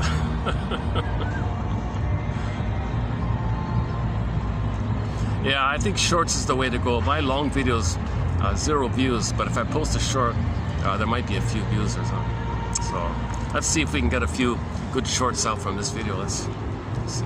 If sometimes I'm lazy, I'll do it another time. So that's sort of a recent thing I've been doing, is going back. I notice everybody just watches shorts.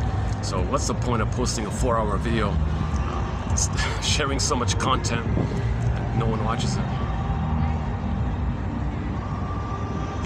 You know, I'm slightly reminded of, I just saw a clip on YouTube this morning of some bombastic salesman. He shouts and he's got, you know, he's tall, physically fit character, and he just shouts all the time. Bland cliches, glittering generalities, trivial little trivia. Okay? It's vague trivia, and actually most of the time it's even wrong, believe it or not.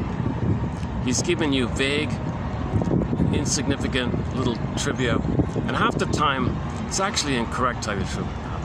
But nevertheless, this bombastic self-help speaker, or any kind of self-help speaker that maybe looks attractive and who has the attitude that I'm a king and a god, okay, that means they're the exhibitionistic of their narcissism, and the voyeurs want to watch it and see themselves in a narcissistic mode displayed by the exhibitionistic. So they're voyeurs like that. And these videos get millions of views, I thought. And this poor Mark Windborn guy, who spent his whole life studying psychoanalysis.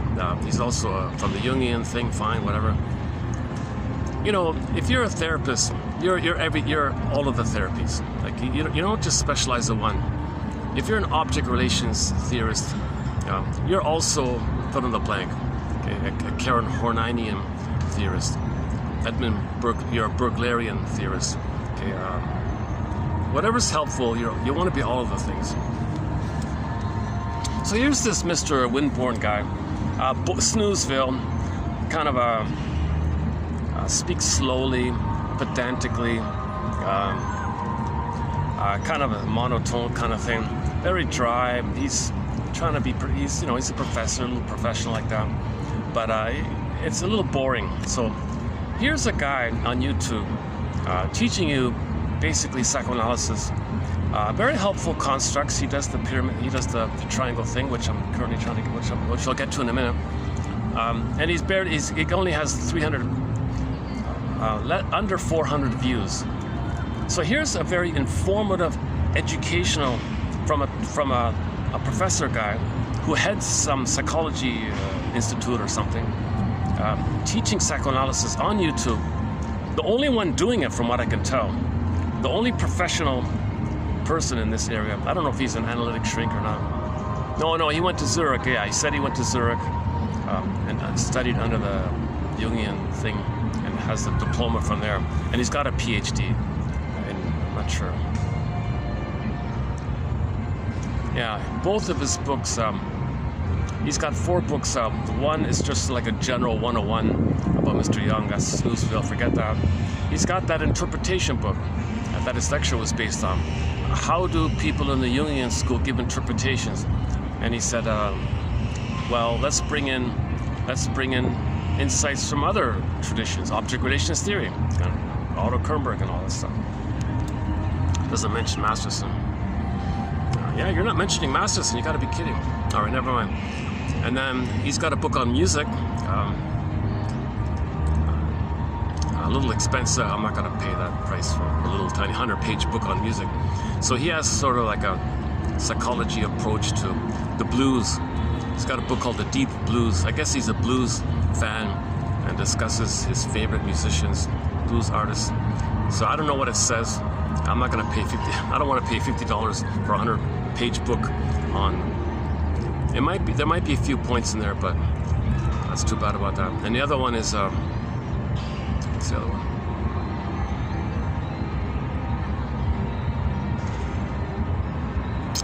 I forgot the 4. I just found him this morning. I just discovered him before coming out. Oh no, I discovered him last night, and I picked up on it this morning. Well, the main book of his is how do Jungian analysts give interpretations. So he was just waffling through it. So I've sort of skimmed through it because it's kind of based on a lecture I saw this morning as well, and I have a couple examples. So the one example I'm getting to it is the triangle. Oh, I noticed I'm leaving here. Okay, well, let's wait a minute or two. Okay, good. So if it gets crowded behind me, I'll go back to my regular spot. Oh, no, it's just sitting over there. Just my luck. Well, there's a person you don't want to cross paths with, kind of thing.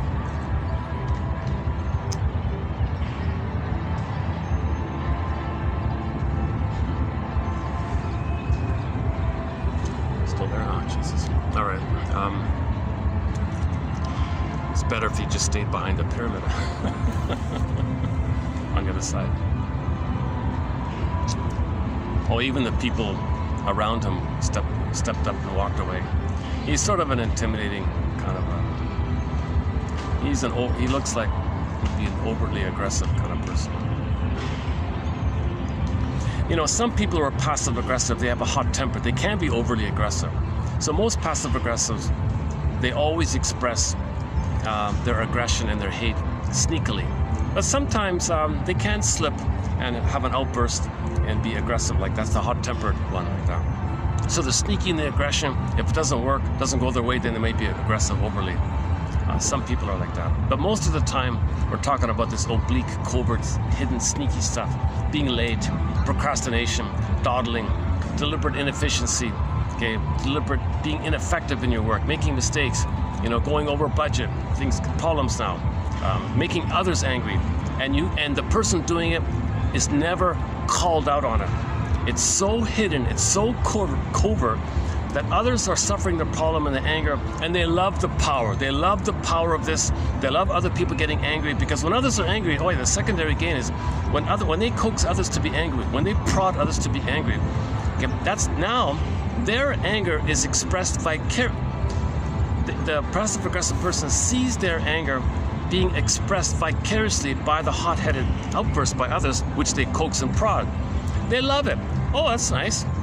They enjoy the show, so to speak. And the others get in trouble. Then you, the passive-aggressive person, you can say, how dare you talk to me like that? How dare you say that? You gotta apologize. Now they gotta apologize. Then they get punished. So you enjoy their anger outburst. You feel a little release. and you're seen as innocent and good, and they got to apologize to you, and you created the whole thing, and you feel important. That's your power, okay? Because as a baby, you had no power, and you have to find these sneaky things to be important and get power. So they enjoy this kind of power. So, hang on a second. Oh, I don't want to get them in the camera here.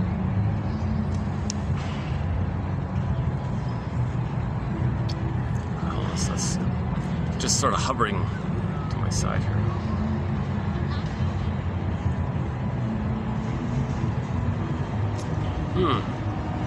Do I move again or just wait it out? Okay, hold on a second. Let me try one more. Let me try one more position here.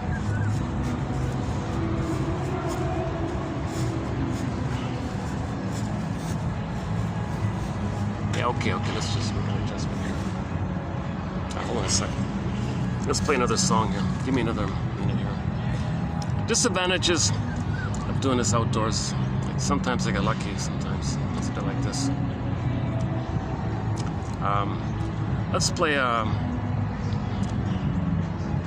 what's this one again? Mitran. What's this one again? Oh, okay. Let's play that another time. There's a guy from Turkey has a very good instrumental. Oh, here it is. Yeah, this one. Let's play this one from an instrumentalist from Turkey called. The fellow's name is Aytac, Aytac. The last name is D as in David, Ogan. An instrumental called. Askvi Istanbul. I don't know if it means I love Istanbul or something Istanbul. something Istanbul. A very, very good instrumental. You can see him play it on YouTube.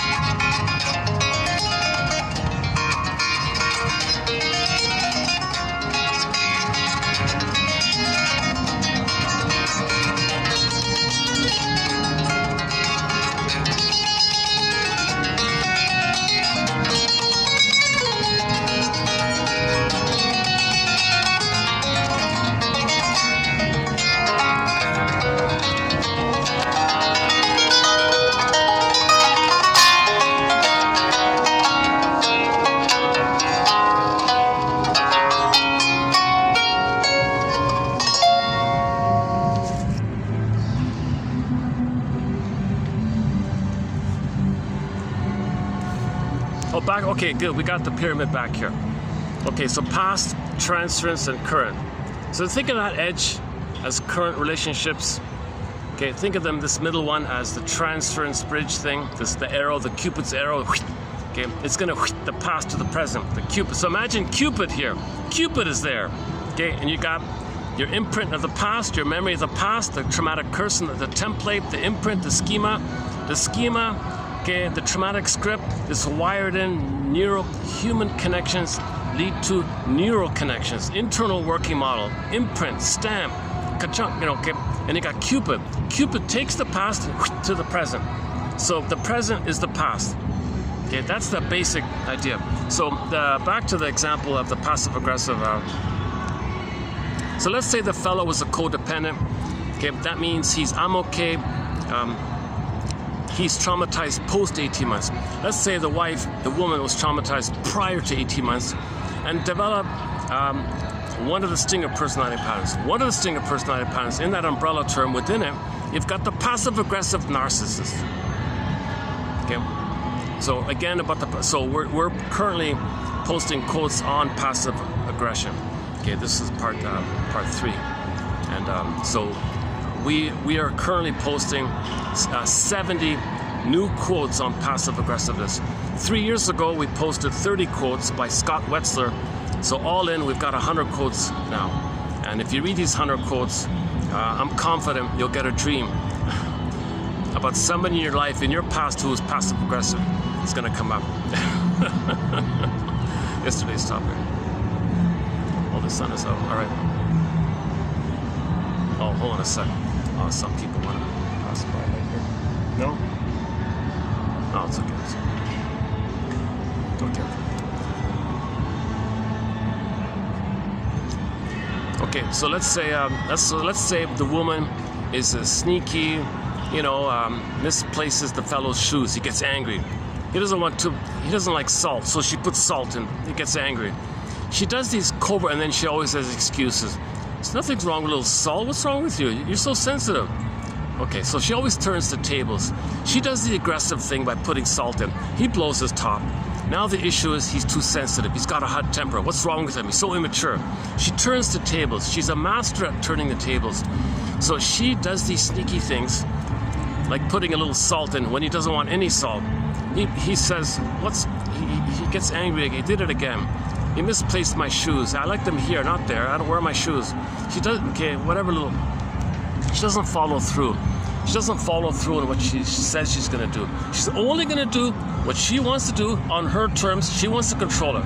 Okay, so she's not going to do what anyone wants. Okay, that's the mother. Everybody's the mother. The husband's the mother. If they want something, they expect something, no. She'll covertly, no. If she has to keep them around and be sweet and do some sweet talk to keep them around, she wants them around to say no to it. So she wants to pull them in, okay, and then say no to them. So the metaphor yesterday was the pillow, the nice soft down pillow, but it's filled with thorns. So she wants to appear soft, appear promising, appear nice, because codependents also have a need for development. They have a need to resume their development. They have needs too, right? So that they're drawn into the soft pillow, and then the thorns come in. So she presents the soft pillow so she can stick out the thorns. Okay. Now, both are immature, right? I mean, both want to resume development. Okay, so let's say the mother has a passive-aggressive personality style, right? And she always does these sneaky little irritating things that you can't call her out on it. She's always got an excuse. She's always right. Mother's knows best. She'll quote pop culture. Mother knows best. You know, she knows how to get away with it. She's intuitive. She learned it from childhood. Even if she had to wet her bed, or she had to have an eating problem, or she had to stutter to confuse the mother, she got it out somehow. So she has this super uncanny ability to annoy others, frustrate others, and get away with it. And everyone, I mean, finally people get frustrated, but in the interim, I mean, finally she's going to be lonely, right? But in the interim, she enjoys the power. So create a soft pillow filled with thorns. Okay, the fellow is drawn to the soft pillow because he wants the relationship, he wants to develop. He doesn't want to see the thorns. The codependent says, no, there are no thorns in the pillow. Okay. The lemon is not sour, it's sweet. Sweet lemons. So this is also known as the sweet lemons rationalization, right? If a person is sour, they say they're sweet. You don't want to, the codependent doesn't want to believe it. The fellow married her doesn't want to believe she's cruel or cold or covertly hates him, but she needs to appear lovely to pull him in so she can have someone to hate. He doesn't want to believe it. He doesn't want to believe it because the codependent says, I'm not okay, you're okay. The stinger says, yes, of course I'm okay, you're not okay. So it kind of fits like that. It takes the codependent. So that's if a child grows up in that home, if the child sees that going on, okay, this nice, foolish fellow and this covert, sneaky, bitter, she doesn't respect, she can't love him, she only hates him. She might throw him a crumb to keep him around or something. She's alluring and promising, and he always goes along. She always turns the tables. The conclusion is the fellow thinks it's always his fault. His template is, I'm wrong, I'm no good, I'm always wrong, what am I doing wrong, my fault, my fault, my fault. Okay, she loves, the narcissistic mother loves it if she can marry a man who's a codependent, because he'll take the blame, he'll take the punishment, and she has the power. She can be seen as in a positive way and get her anger out, and she's got power like this. She's enjoying it. She's enjoying this battle with the mother. She's getting back on her mother. Okay, that's the talionic. One person calls it the talionic feeling. She's got this talionic feeling, something like that. Look up Masterson on that one. James F. Masterson, one of our mentors. James F. Masterson. Check out his book, The Search for the Real Self. And he's got 17 books out there. Huge contribution to psychoanalysis. A major voice in our thread here. Masterson, Karen Horney, Edmund Bergler are three of our mentors here. We have others. He's the only one that addresses the talionic impulse. He's the only one that addresses it. And he links it to identification with the aggressor.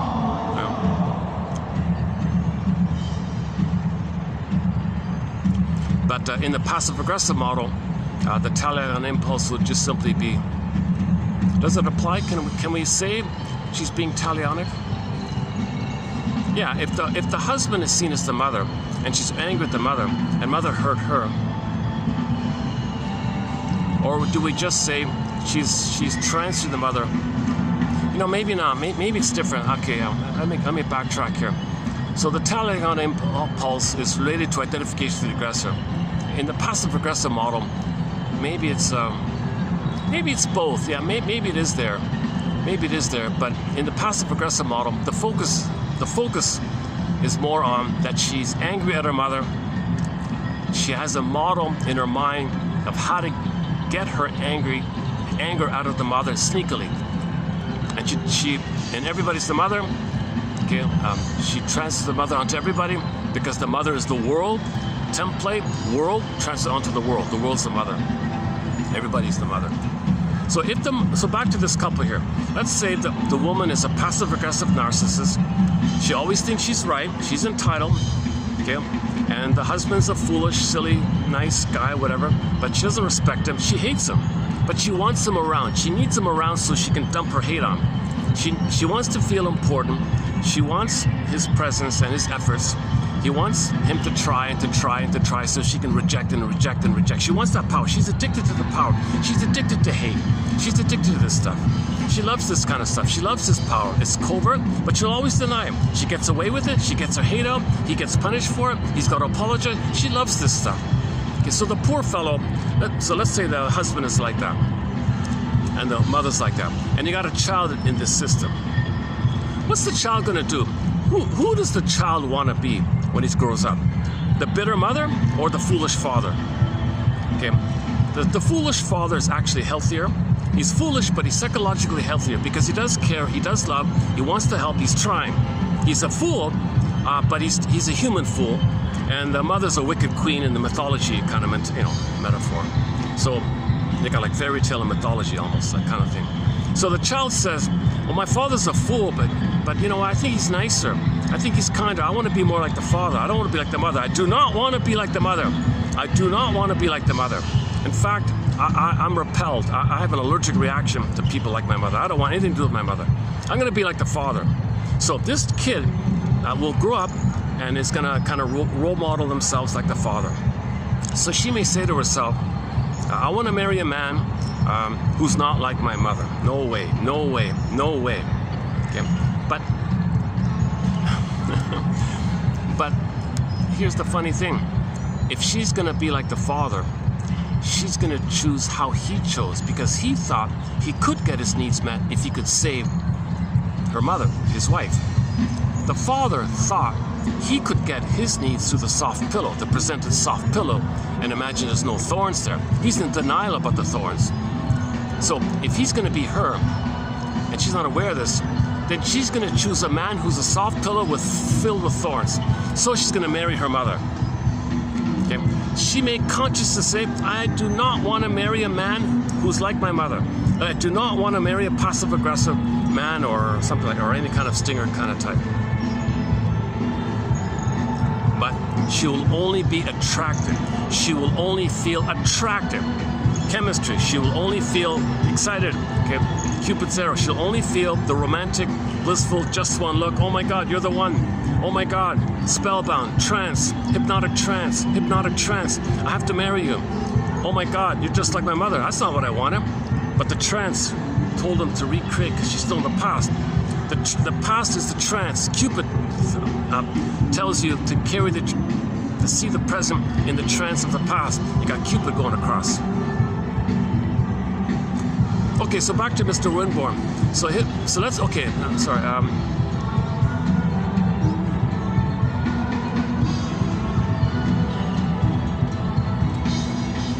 Let's enjoy this.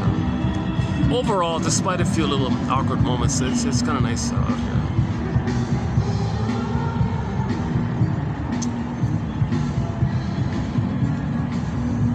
See, this is a unique little spot because it's a very narrow spot, and I'm the only one that brings a chair like this. Others wouldn't sit comfortably here with a blanket or something. It's too narrow. So I could just squeeze it. Otherwise, I don't know where I could do this video. All of the shaded spots are always taken. Okay, enough about the weather. That was my phone overheating. This other phone overheats easily.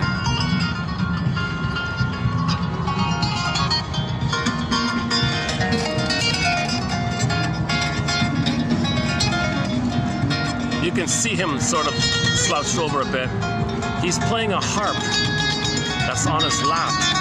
A lap harp, I guess. A ancient traditional instrument. It looks like it kind of looks like a harp, but it sits on your lap, and he's plucking it like the way some people play the guitar on their lap, kind of thing. Jeff Healey. Oh yeah, we haven't played Jeff Healey. Oh, that's a copyrighted song, right? One song on our soundtrack is the Angel one, Jeff Healey. He does that. Right? Yeah, I tried to play it once. I think it's copyrighted. A lot of songs I want to play, I can't play due to the copyright thing. These four that I played in this video, I think are okay. They'll get through. Okay, so back to this woman who grows up and marries a man just like the mother, and she didn't consciously want it because she hated her mother. And in Miss Teachworth's book, she has that example. So she leaves the fellow and unknowingly does it again. I can't believe it. I did it again. Seriously? I do not want a man just like my mother. And the second marriage was the same thing. Takes off, takes a break, does it again. She had no consciousness. She did it 4 times, she said. Finally, she said, finally she had to get help, she said. Help me, what am I doing? And then it dawned, and then the feedback made her aware of this. Oh my God. I had this compulsion to choose how my father chose because he was trying to get his needs met with that kind of woman, and I'm him, and I identified myself as him, and I got to recreate my imprint in my mind. Are you kidding me? Okay, once again, why we pick the mates we do by Miss Ann Teachworth for a full, clearly written description of it. Okay, so let's say they got a woman in this situation where she's married to a passive-aggressive man just like the mother. So the counselor would say, in the present, when your passive-aggressive husband, okay, procrastinates, doesn't follow through, doesn't covertly sabotages agreements, okay, doesn't only does what he wants to do despite promising that he'll do it, he covertly finds some sneaky way to get around it. You end up feeling lonely, angry, scared, frustrated, etc., right? Yes, it happens again and again. Well, notice that it takes two to tango. Okay, that's part one. And part two, notice that you recreated this to re-experience the same mistreatment being used, just like your father was mistreated and was used by his wife. You recreated in the present a reflection of the imprint, as above, so below. Okay, so let's read it directly here. Okay, so that's the pyramid thing. Past transfers to present. Okay, so let's see. This is word for word from the YouTube. So this is on YouTube. You can find that on YouTube. So this is his exact wording. Although you feel like such a victim in such situations, you might consider how you contribute to these conflicts with your husband, and then choose to suffer silently through them in order to feel mistreated in a manner similar to the way your father felt mistreated by your mother. Okay, I had to switch it to fit my example, but you get the idea if you read it here.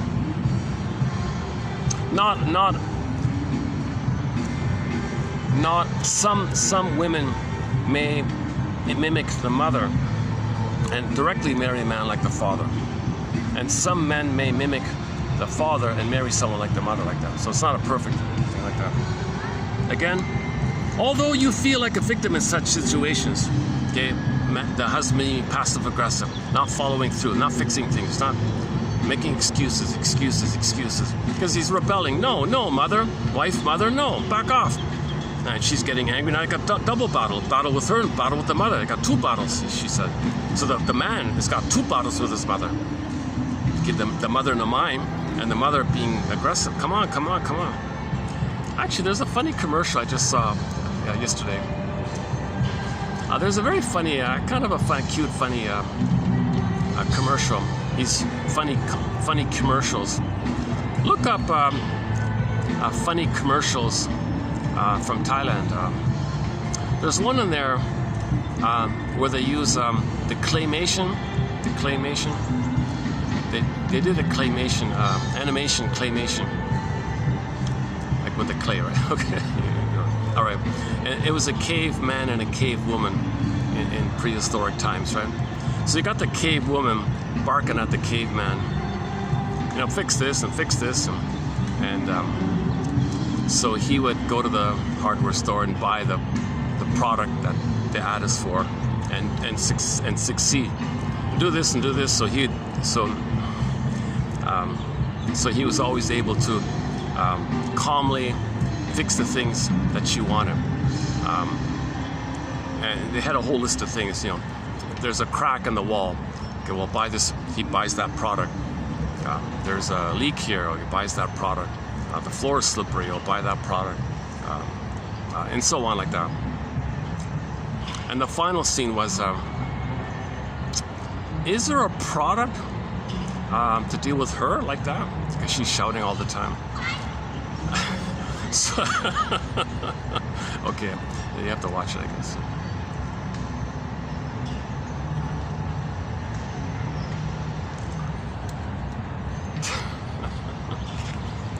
One second. Let me take let me do another perspiration management moment here.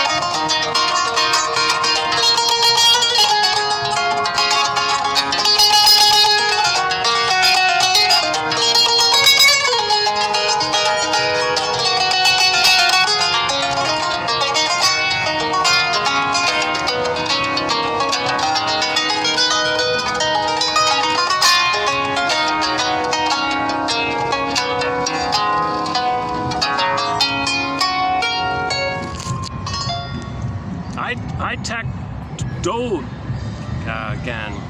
from Turkey. Ask the Istanbul, name of the song. Again, although you feel like a victim in such situations, so she's ranting and complaining about how passive-aggressive his husband is, doesn't follow through, doesn't cooperate, dawdles, and he might even let problems escalate because he wants to get covert revenge on her. She wants her to blow her top, and he enjoys this stuff. Well, although you often feel like a victim in such situations, you might consider how you contribute to these conflicts with your husband. So the contribution is, she remembers how her father tried to get his developmental needs met with his wife, and she's trying to save the father, and she's become the father in a sense. So that's her contribution, that she wants to save the father by being the father, and he tried to get it with his partner, she tries to get it with her partner. So that's her contribution. So she's feeding this folie douce, she's feeding this madness, she's a participant. Takes two to tango, obviously, right?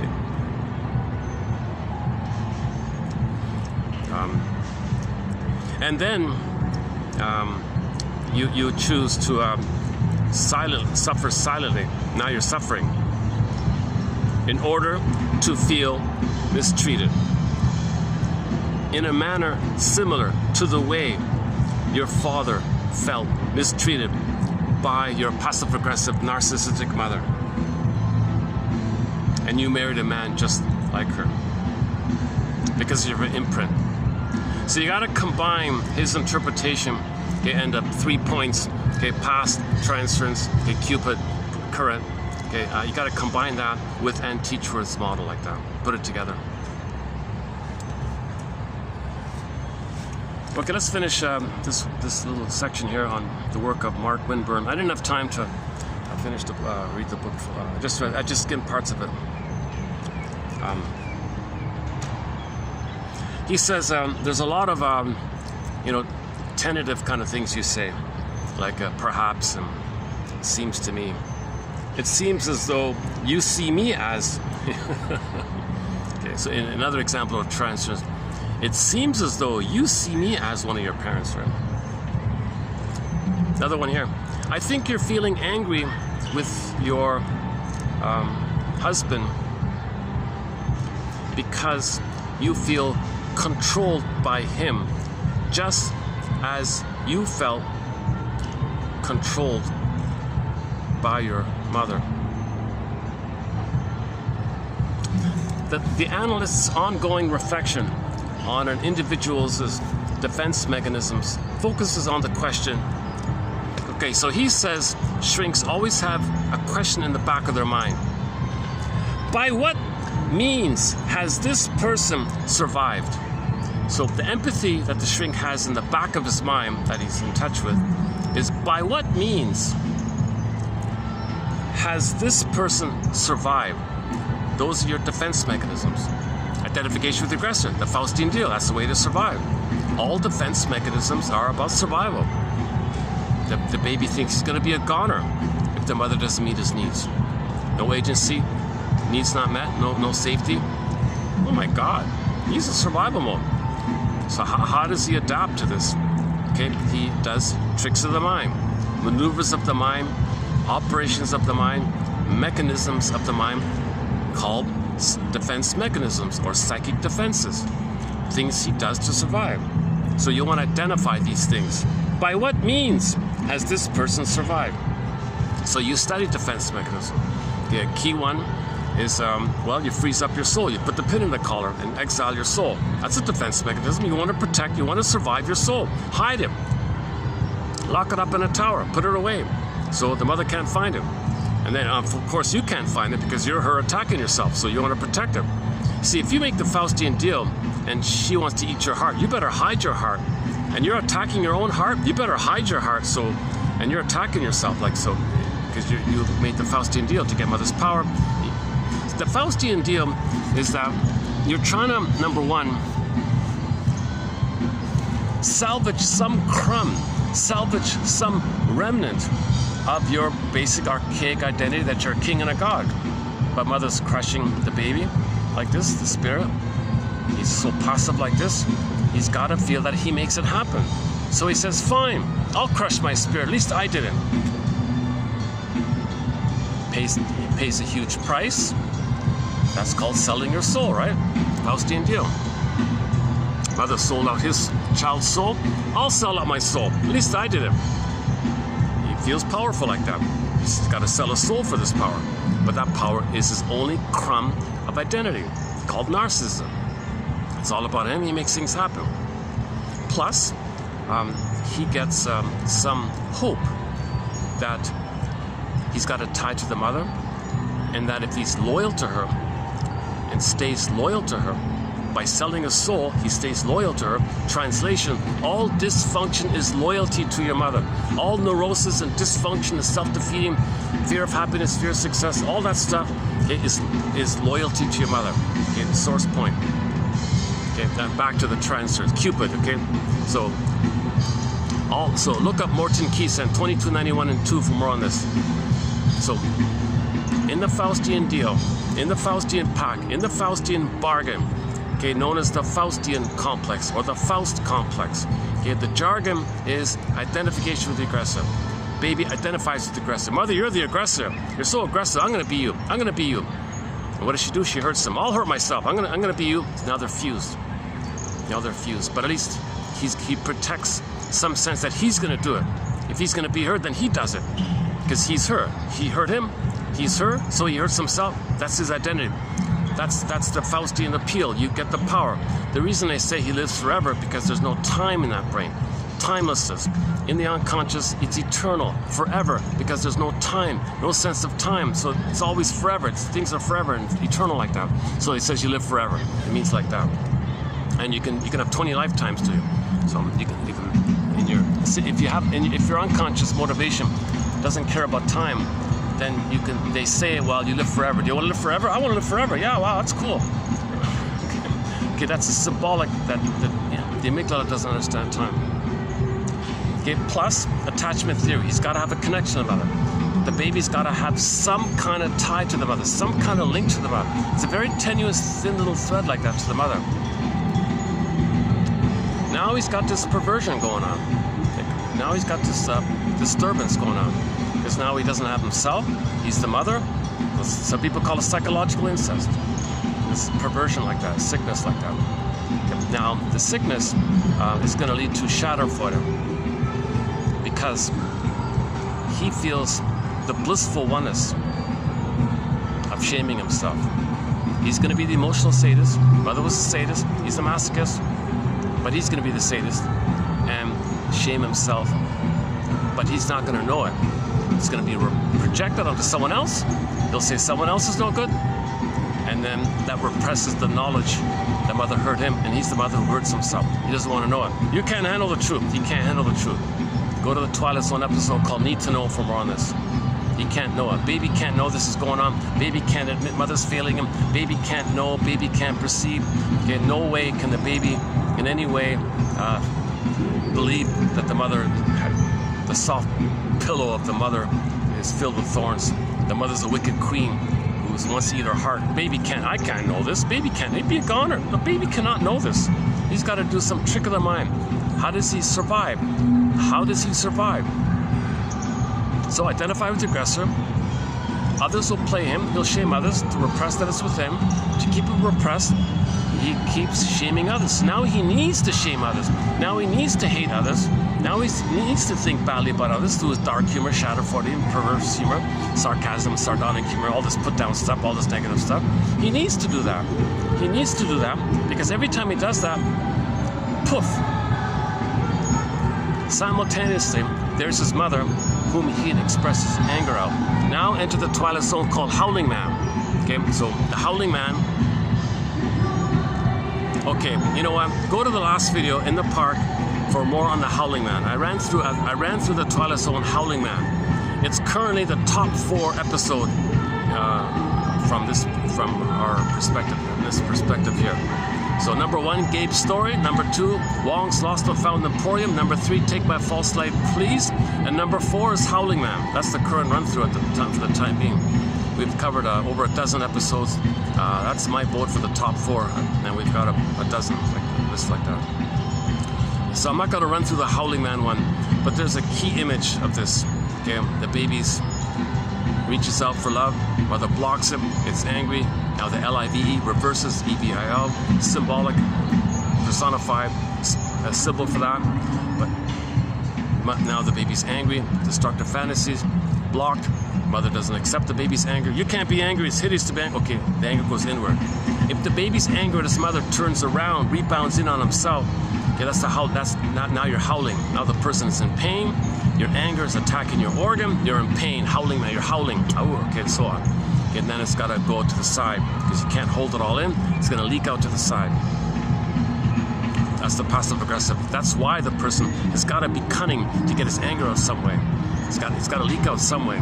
And you know, sometimes when the baby does stutter, and when the baby has eating problems, the mother gets angry by it. So he found some way to get his anger out vicariously by making the other person angry. So the little baby figured out, gee, if I don't eat well, mother gets angry. Okay, good, I got my anger out vicariously, voyeuristically, imaginally, that mother's expressing anger. I can kind of fantasize. It's a bit of a really, that's also defense, another defense mechanism. Make other people angry to feel like in your fantasy your anger is being expressed. Another defense mechanism. Oh, hold on a sec. There might be some kids coming through here. Oh, okay, all right, thanks. Yeah. He went the other way. All right, good.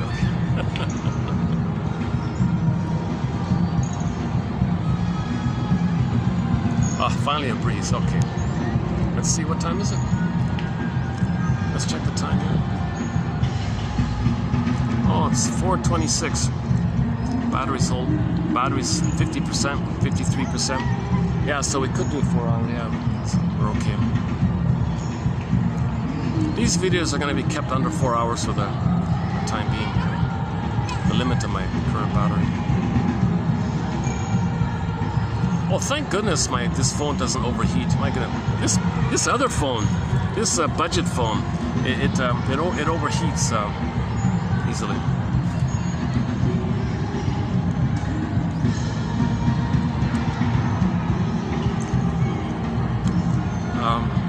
Okay, so the Howling Man. So the anger hits the bank, reverses in. The rebounding aggression going in, pain, howling. You can't do it all the time, so you gotta find some way to blow off steam sideways on someone else. First, you can think everybody is your mother, so you're angry at everybody. Or you can think if somebody's unfamiliar to you, well, from the baby's source point, when the mother was unfamiliar, the mother was a monster. Now, if you think anybody's unfamiliar in the present, that can trigger the past. Okay, the arrow, the Cupid's arrow. Okay, now you think somebody in the present who's benignly unfamiliar to you, speaks a different language, some little thing, you know, or maybe they were victimized by the plunder system, looking for help, looking for a home, and you think, oh, they're so oh my God, right?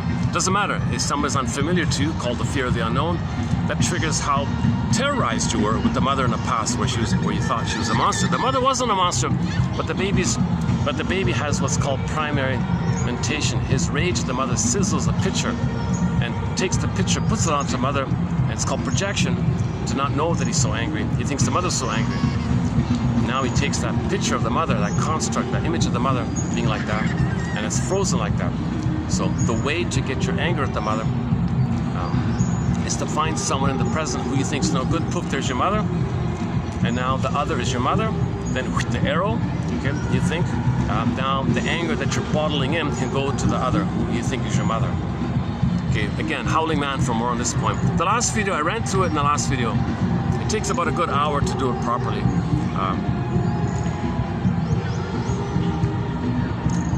Okay, where are we here?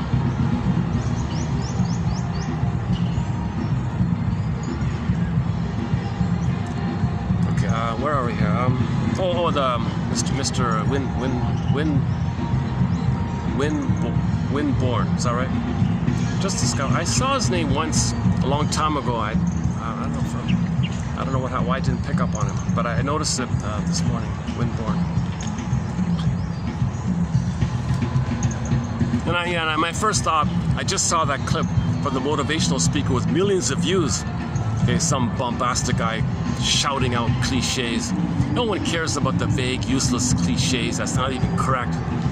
You could take some trite, trivial, little micro-trivial thing and make a big bombastic show about it and make everyone raise your hand and do this, and say yes. Oh my God. What a waste, right? But people are just enjoying the show, enjoying the angry outburst of this verbally shouting kind of guy. He's a loud, shouting kind of voice. Everyone just feels that voyeuristically. All he's getting paid for, he gets big bucks to shout so other people can feel that they can, in their fantasy, they wish they can blow off steam like he's blowing off steam. There's no healing by blowing off steam because you got the pump going on anyways, right? Okay, the angry howling man goes in, he leases it out, he's still in, he's in all the time, he leases it out, he's still in. You can do this forever. You can watch these shouting self-help types shout all they want. Okay, you can do it forever. It's endless like that. And here you got Mr. Windborn giving a boring but very informative and very helpful for getting better. Okay, a lecture on psychoanalytic interpretation for about almost 2 hours, I think it is. Boring as snoozeville, very dry like that. You know, so ironically, maybe they're both on meds. Maybe he's on a downer with the level like that, and maybe the guy on the stage is on an upper or something. I don't know. I don't know the details about that kind of thing. But whatever ways, okay, take that factor and put that aside for a minute. The helpful guy, the boring one, actually the content can help you to be more analytic in your mind, analytic in your thinking. You can think about past-present links. He's all about past-present links. Okay, the interpersonal with the mother creates the intrapsychic. Okay, human connections lead to neural connections. The interpersonal leads to the template, the intrapsychic. This is the model you go by, the prototype is setting in, and you live by this. And you're going to know this all throughout your life, because every day you're going to see every day through that intrapsychic model that you created with the mother. As above, so your daily life is as above, so below. So here he is teaching you this. He's teaching you as above, so below. He's teaching you as above, so below. He's teaching through the arrow, through the Cupid transfer. He's teaching you this stuff. Very boring. He's got a class there. I don't know, 30 people or something, 40, maybe more. I don't know. He didn't count. He's got like a bunch of people listening. Most of them are listening. Now some of them are fidgeting, and I noticed that some of them are very fidgety, and it's because he is a little. That's why I said that about the meds. If he's taking meds, other people are going to be antsy by it. And I noticed it was a little bit unusual that the participants would be kind of moving around all the time, because they're wounded, they're sensitive, they're picking it up, kind of thing. Nevertheless, once again, that aside, here you have a lecture that's educational, that's beyond entertainment, that's beyond blowing off steam. It's psychoeducational. It's respecting you. It's helping you to heal. It's information, whatever it is about him, it's information to help you heal. It's information to help you to get stronger. It's to build your ego, so you can to strengthen your ego. He's not infantilizing you. He's helping you to be an adult. That guy, whatever it is about him, I don't know yet. The byproduct is that content is helping you to be an analytic mind. That's the conscious mind, that's the adult mind. So he's helping you, he's treating you like an adult, put it that way. These entertaining, these clowns or whatever, or these shouting clowns or whatever, amusing shouting clowns or whatever, that's patronizing stuff. And you're patronizing yourself by this as well. You got to analyze yourself why you'd be drawn to some useless something you'd read in a popular in a magazine, you know, some fluff you'd read in a magazine. The person parrots what's in the magazine. It's kind of obvious common sense, you know, and so why would you be drawn to that kind of thing? Well, if you're young, you don't know, so you're looking for answers, and you go, oh my God, this person scammed me. Well, that's for you to know. Your mother scammed you. I gave my money to this self-help lecture, and I feel belittled, and nothing was helpful. In fact, I was scammed. Oh, that's for you to know. As above, so below. Arrow transfers. Now you know your mother scammed you. Your mother lied to you. Your mother robbed you. You feel robbed by these things. You feel cheated by these things. Well, your mother cheated you. If you spend good money to hear some bombastic, useless, shouting lecture, I don't know, was that fun? I don't know. You got you to stand up. When you stand up, you got blood circulation, so you might breathe a little better, so you might feel better because you stood up. Simple little thing. You see, oh yeah, that's a scam. It's a little trick like that. And you think he healed you or something. Put your arms in the air. Jump up and down like on a trampoline for a second. See, you feel better, you're healing. I'm great. So, see how great I am? You see how great I am? Well, he scammed you. He's a con man, right? Kind of thing. So if he's doing these kind of little tricks like that, you feel cheated and fooled, well, that's for you to know, to make the inference. As above, so below. As above, so below. So you were fooled back then. You were lied to back then. You were scammed and cheated by your mother. If you go to a fancy lecture, I'm not a fancy lecture, that crude carnival, what is it? What's it called again? Oh, for Pete's sakes. Like a circus performer, you know, putting on some kind of trick or something.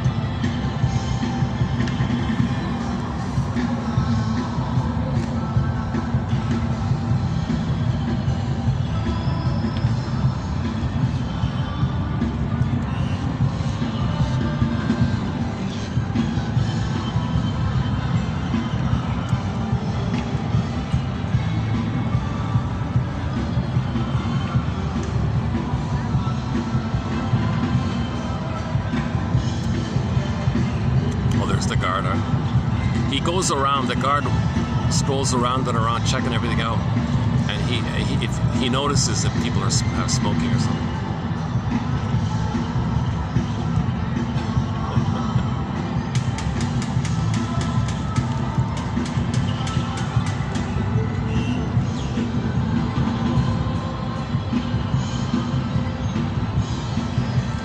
And you're not allowed to feed the pigeons now.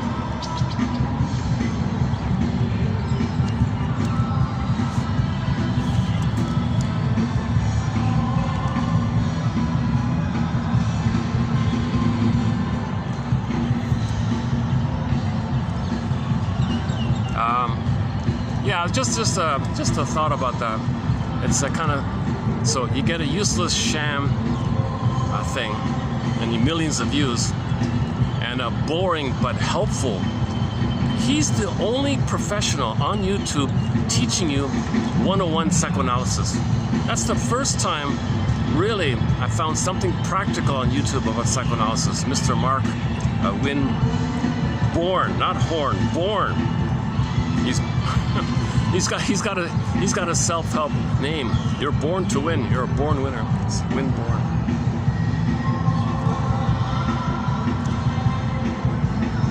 Okay, so that's the key one I want to highlight.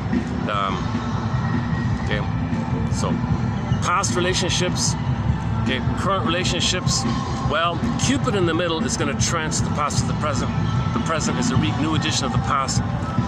Still struggling with the past issue, living in the past, dwelling in the past, so the present's still the past. I've been using the main one for this is Edmund Berger, one of our mentors. He's got the metaphor of the record. Every neurotic is a music enthusiast, but he only has one 45 vinyl disc record. He carries it with him everywhere he goes.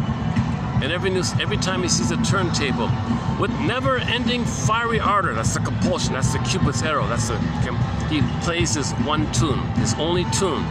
That past template is one tune. It's a trance. It's a one trance tune. Cry for love, rejected. Cry for love, rejected. Cry for love, rejected. Sisyphus. Okay, weaning trauma. Now you feel like Tantalus. Remember Tantalus? Okay, reaches up for the cherry or the apple or the grape, and the wind blows the branches. Rejected. Weaning trauma. The mother pulled away the nipple. Okay, weaning trauma. He tried again and again and again. Agony. Doing it again and again like Sisyphus. The suffering of Sisyphus. Also feeling like the guy in the wheel, going around and around in the wheel. The pecking feeling, the guy was being pecked at. He's being pecked at. Agony, round and around, Sisyphus. Okay. So this is suffering like that. You want to get out of that pain. So you recreate all the time, again and again, hoping to undo that, get out of that. You want to be free. You want to break free. Play Bob Marley. I want to emancipate yourself from mental slavery. Emancipate yourself from this tie that binds the mother. Okay, because that's your hope. Because you're stuck there. You need mother's love to develop. So you can't leave there without mother's love. So you're hoping to get mother's love. So you transfer that to the present. But all you can do in the present is recreate it symbolically. It's called symbolic acting out, transference acting out. So you're just going to repeat it. So you find some symbol of mother and be rejected. Guy goes to the slot machine, puts his hope into the slot machine, rejected. That recreates the past. In the past, the baby had a great hope. It fell. Mother, are you going to let me? Crash. You heard no noise. The wreckage was within, oh cunning tale that let no witness him, says Emily Dickinson. So the original template is the baby had a hope, it crashed. Okay.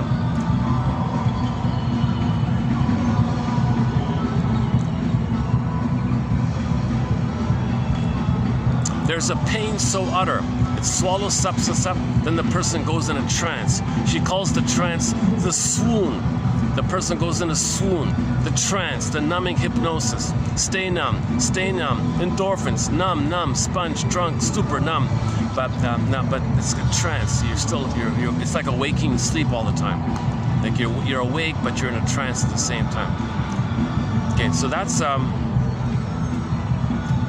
record, the imprint. Okay, a great hope fell, crash. Okay, so now you got Cupid, who's is gonna shoot to the present. Now in your current relationships, you're gonna recreate symbolically that past. Now in the present, you're not in the nursery. How do you replay it? How do you replay the past if in the present it's not the past, but you gotta solve the problem of the past in the present? How does that work? Well, find something symbolic of mother. So what's cold and refusing? What's alluring and promising but rejecting? Aha, slot machine. Blinking lights, promising, you might win this money. Hope. Put your hope in. Click. You feel powerful. You're going to get mother's love finally. You're still in the past. Remember, you transfer the past to the present. You're emotionally in the past. You go to the present, go to the slot machine. You're hoping to undo the past. Get mother's love in the past. So you go to the slot machine, but you're still in the past. Slot machine in the present, in the past to the present. Cupid. Okay, you transference. Okay, the present, still the past. So you replay that thing. A great hope. Allure. Mother, you gonna love me? Mother, are you there for me? Click. Mother, I'm gonna get mother's love. Really, gonna finally get mother's love. I'm gonna undo the past. I'm gonna resolve the past. I'm gonna get mother's love. I'm gonna win the money. That's mother. I'm gonna win mother. Money, mother. Is it gonna happen? Click. Oh, mistreated. Disappointment. This eerie, sticky, icky feeling that is familiar. It's home. It's familiar. Called masculine. It's familiar. Okay, familiar. It's familiar because the first part of the word familiar. Okay, you got to think of familial, family. The mother was family. Okay, the second part of the word familiar, liar. She lied to you. So you go to the slot machine. It's going to scam you and lie to you, but it's familiar. It's familiar. It's the template. You transfer the past to the present. Now, the positive intention, A, is you want to know this past. So you observe yourself and you analyze yourself. Okay? So you have the experiencing ego and the observing ego. So you want to observe your experiencing side. You want to observe what you're doing here. Hold the phone here. What am I doing here? Is what I'm doing in the present some kind of version or symbol to tell me about the past? I don't remember the past, so I recreate something so I can see the past, know the past. If I can find my story about the past, I don't need to repeat. I'm free. So you got to observe what you're doing in the present as a recreation of the past, so you can know the past, so you can stop repeating.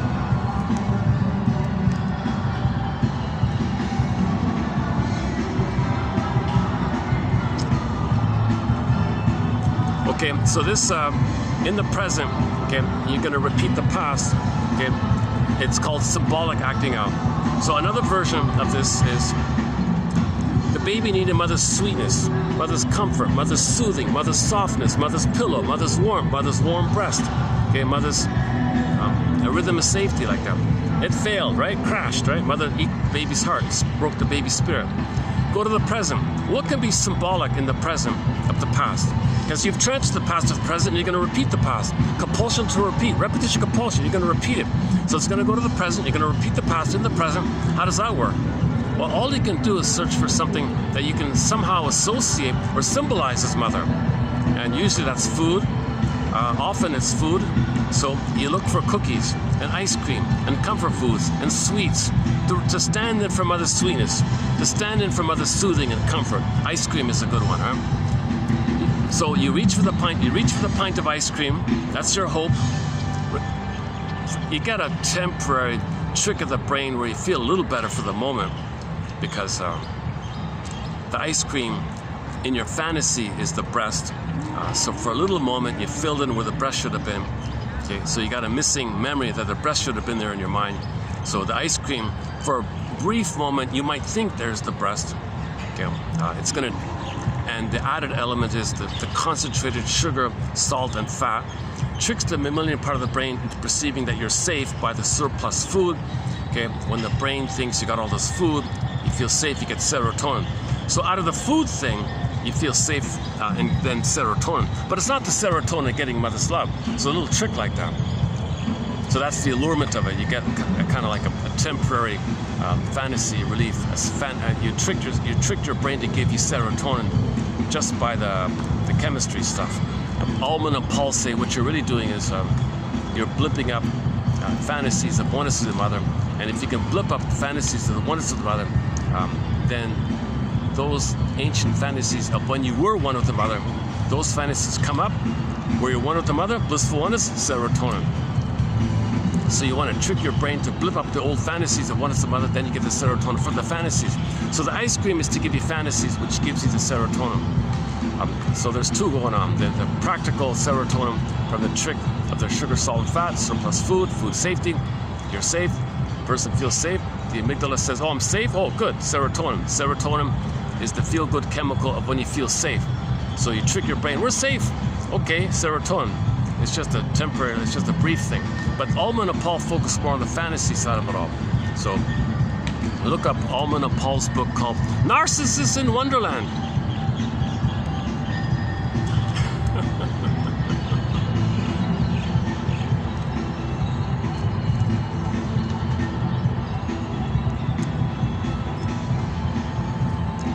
I had a large size coffee this time, so I'm a little more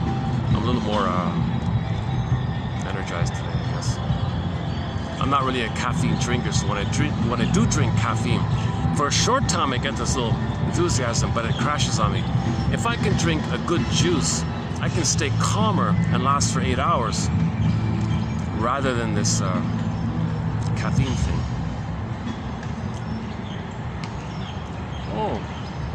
Oh, he's way down. That cat I was talking about. Okay, he's way down at the other end.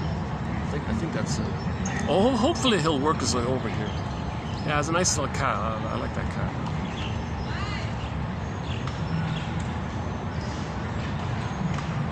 Very spirited kind of cat. Very bright, smart, warm, attractive cat. Yeah, nice cat.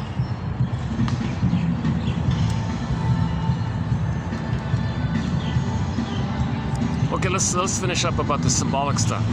So what was needed in the past? Well,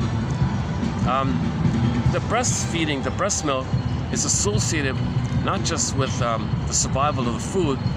It's the reverie with the mother. It's the connection with the mother. Okay, it's this feeling of the oneness of the mother.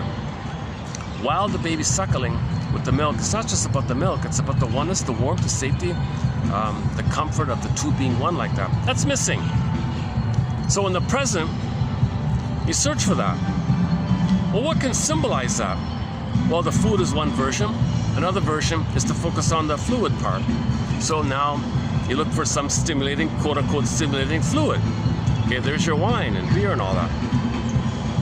So now, how do you recreate the disappointment? The click, click, click. How do you recreate the casino? Run to the wine store. You're all excited. Dopamine for the chase. Because dopamine means you're going to get it. Because you think when you get the wine, you finally got mother. So you're all excited. So you're running to the beer store or whatever. You're going to look around for some fancy looking brand or something. Anyways, any kind of wine that looks maybe in a nice bottle. That's like the breast and the nice wine. They advertise it as nice wine, fine wine or something. Nice looking bottle. There's the breast milk. There's the breast basically. So you're all excited in the chase for it. So you're all excited. A great hope. Okay, so likewise, with the first sip of it, maybe you get a little concentrated sugar, grapes, concentrated grapes, sugar, same mechanism like the ice cream. So you might feel a little, and plus it might numb you. So you actually might get the sweetness, but the alcohol is too strong, so you get pain. So when you're in pain, you get the numb. So now you anesthetize your pain because you blot out. So you're doing both things. It's like a two-in-one thing. You get to repeat the rejection, and then you get the numbing. Similar with the cigarettes.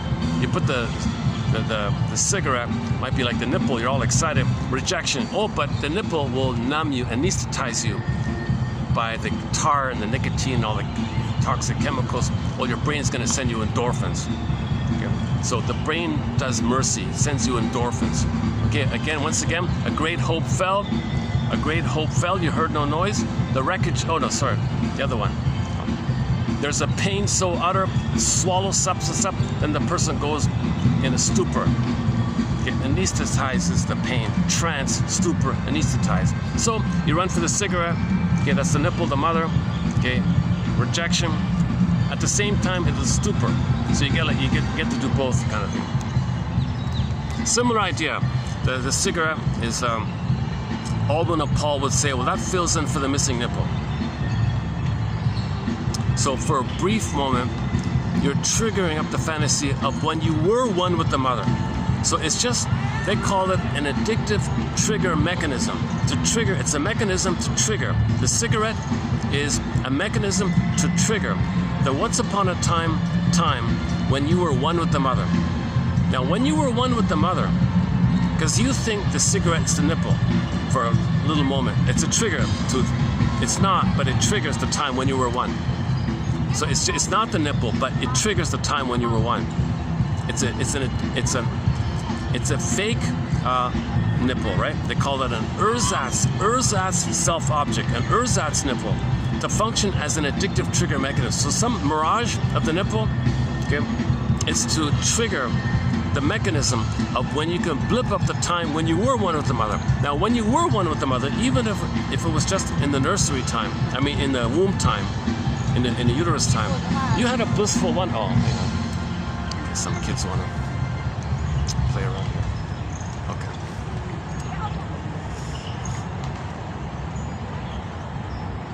All right. Okay. Where was I? Alban and Paul, Narcissus in Wonderland. So there's two theories they got. Ersatz, self-object. Okay, just something illusion to fill in for where the breast or the nipple should have been. Okay, and then but that leads to the addictive. That leads to the ersatz self-object being an addictive trigger mechanism. So the dream triggers the dream, from the dream to the trigger.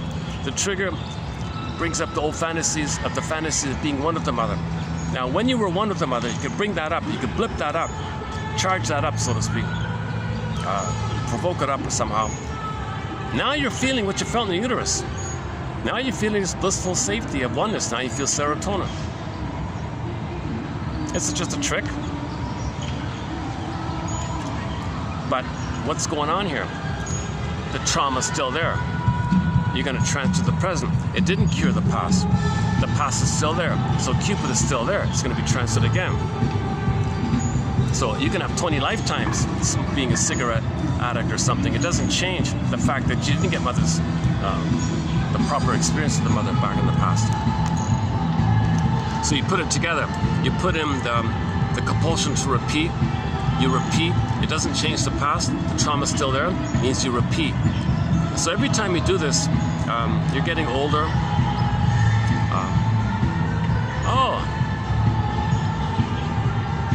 Oh, the band, they're playing Gloria Gaynor's classic hit song, I Will Survive. So the baby says, I'm going to survive here. I will survive this abusive mother, this wicked queen. I will survive. All babies basically are saying this. I will survive. Mother, you failed me. You betrayed me. I can't believe it. I will survive. I will do tricks of the mind. I'll imitate you if I have to. I'll think you're a monster, hallucinate a goddess. I'll keep it separate. I'll survive here. So we're trauma survivors. We're homo traumicus. We survive. Give ourselves a little credit for surviving our abusive mothers, our impaired, narcissistic, unloved mothers. Part of the survival is denial. Part of the survival is denial. Part of the survival is psychic splitting. Part of the survival is exiling our soul into safekeeping. Lock it in a tower. Hide it. Hide it from yourself even if you have to, because you become her. You'll survive somehow. You'll protect your soul and you'll get it back. In the interim, I'll survive this abusive mother.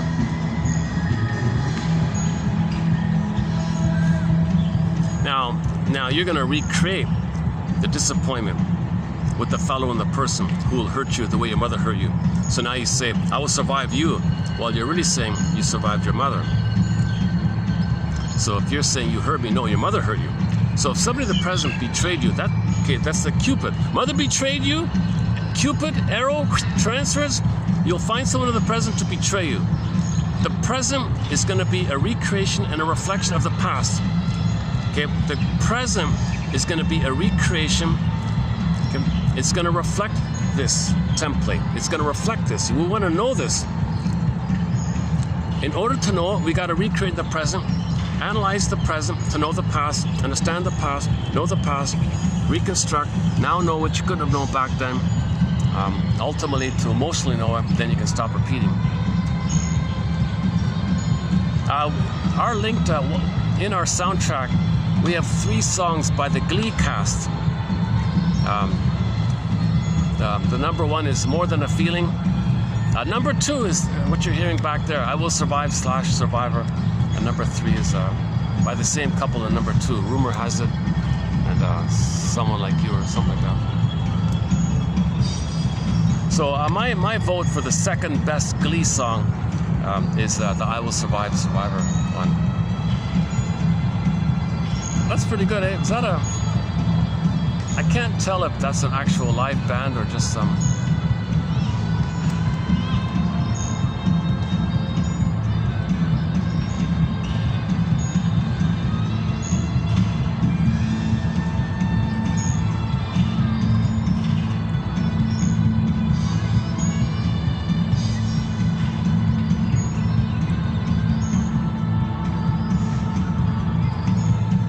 I still can't tell if that's a live band or a... They do have stages, so it might be, yeah. Yeah, so back to Mr. Winborn. Shrinks have it in the back of the mind the following question. By what means has this person survived? He survived. How did he survive? I will survive. Okay, how did you survive? That's called defense mechanisms. The mechanism in your mind, the psychic maneuver in the mind that you adopted, okay? So you sent to so joy and sadness got zooped away. That's a defense mechanism. You survive by hiding. You want to hide, flash freeze, hide, exile, send away, lock away, bury away, go I know not whither, and bring back I know not what. So your mother can't hurt you anymore. Now you gotta. The problem is you need your soul, so you want to get it back. That's what the hero's journey is for. the midlife audit, the midlife examination period, because you're not in the nursery. And there's sort of a delayed onset of the recognition of the trauma. Because when we use defense mechanisms, they're like layers, they're blankets and layers and blankets and layers to numb. That sponge of layering, that sponge of defense mechanisms dries out usually midlife. And in midlife, it comes to your attention. Now, wealthy people can distract themselves endlessly. So they stay with the sponge all the time, but they never have their soul, right? The ability to, meaning the quote-unquote more human side of being human. Empathy and affection and tenderness, and the ability to apologize and make amends. They can't do that stuff.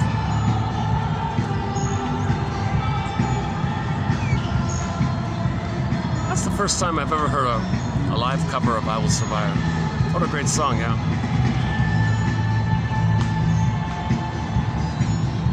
Yeah, I think it is a cover. Yeah, I'm pretty sure it's a cover.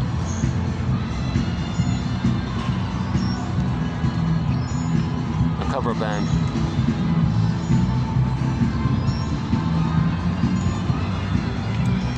One of the most upbeat, sort of helpful songs out there, eh?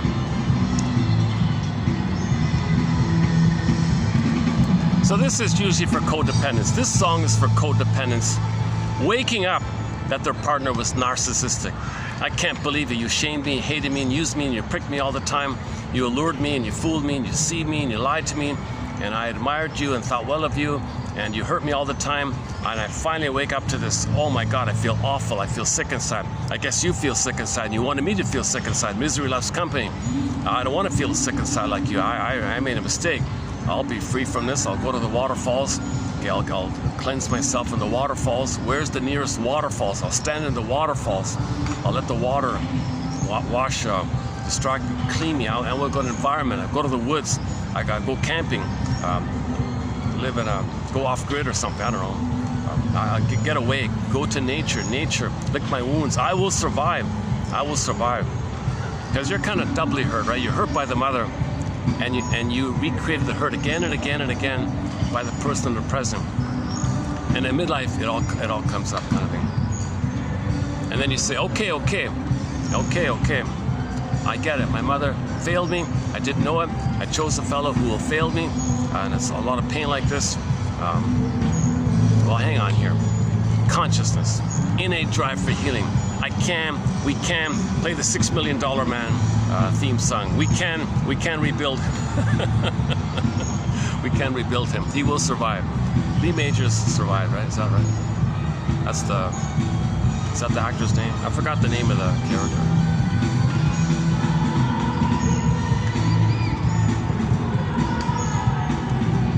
Another fun song, yeah.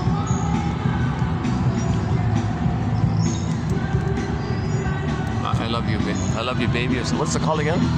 I love you, baby.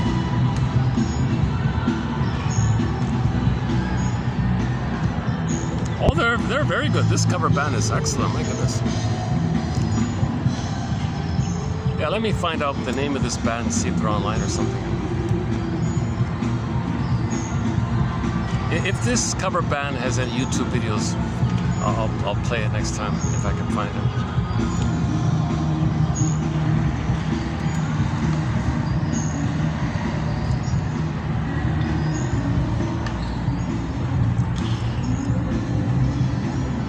Okay, let's do another one. So once again, a great hope felt. You heard no noise, the wreckage was with him. Oh, cunning tale that let no witness him. So we're trying to find the witness. We got to develop our adult ego, our observing ego. And so psychoanalysis is all about developing the ego to observe it. Okay. We experience it, but can we observe it? So we're trying to develop what they call the observing ego, or just your adult conscious ego, like that. So again, that let no witness in. So as a baby, we couldn't know it, we couldn't perceive it, we couldn't understand it, we couldn't assimilate it. Okay, the metaphor is the scarecrow, the Wizard of Oz. It's known, but we can't think it because we've got no brain. Meaning, code for we don't have an observing ability to observe what happened. We can't know this truth. We can't observe this. We can't know this. Baby would go nuts. Baby couldn't know this. If the baby could fully believe and understand what his mother's doing to him, he'd go nuts. He couldn't do it. And if the mother's really bad, like really cruel, he may end up with a dissociative personality, attachment style. He may just sleepwalk through life kind of thing. He may have like a learning disability, AD. He may be on the autism spectrum or something, learning disability kind of thing. So that's the baby's trying to survive, but the mother was really cruel and really a wicked queen kind of thing. But he's holding on tenuously. But you know, the mother didn't want him to be totally gone, so she pushed it to the edge or something. She was greedy. Come on, give me more, baby. Baby's spacing out, and the baby won't learn anymore. Good. You're helpless. I ate your heart. Good. Now you'll always be dependent on me. You'll run to me, so I don't feel alone. I'll never feel alone. You're helpless and defective. You will never be successful. Okay. So passive-aggressive people always mock your positive comments. They're those little sneaky snide things, you know. Yeah, well, that's better over there, isn't it? Yeah, well, you sure? You know, whatever.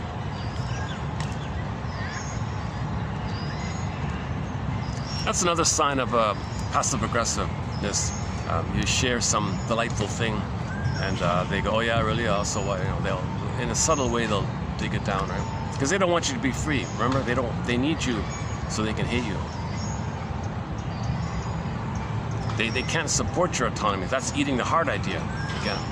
Oh, there's that black and white bird there.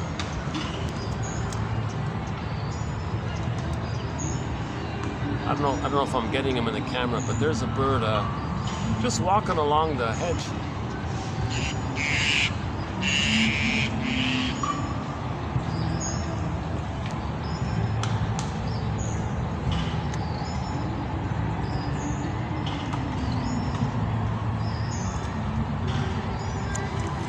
Another in the identification one, in the identification with the aggressor one, there's more layers going on. Shall I compare thee to an onion? If the baby does cross over, okay, in the present,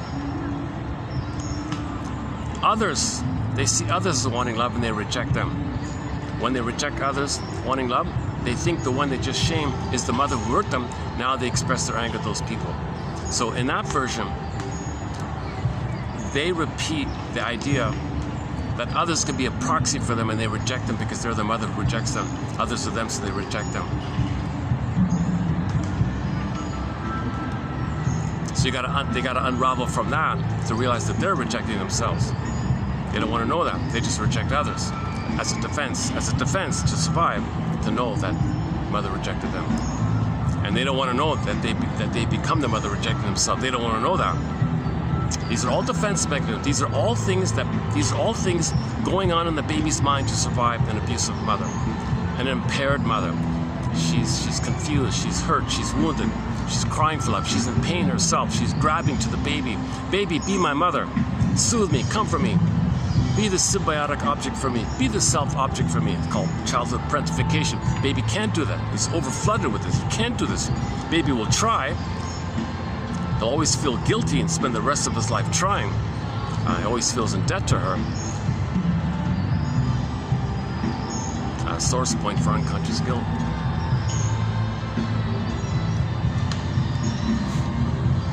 Oh, maybe that's the way to go, to double the coffee, huh? I usually get the small. This time I got the regular medium size one. Plus I've got a little iced tea thing. It's very low in the caffeine. The iced tea it's very low in the caffeine. This particular one.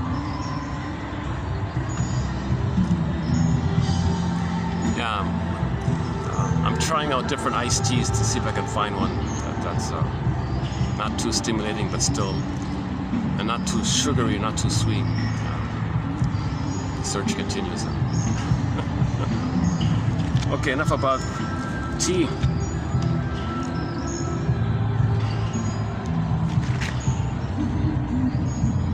Oh, sorry. So another way this repetition is, it's called showing up the mother, exposing the mother. Okay, wearing a protest banner towards your mother, telling the world what your mother did to you.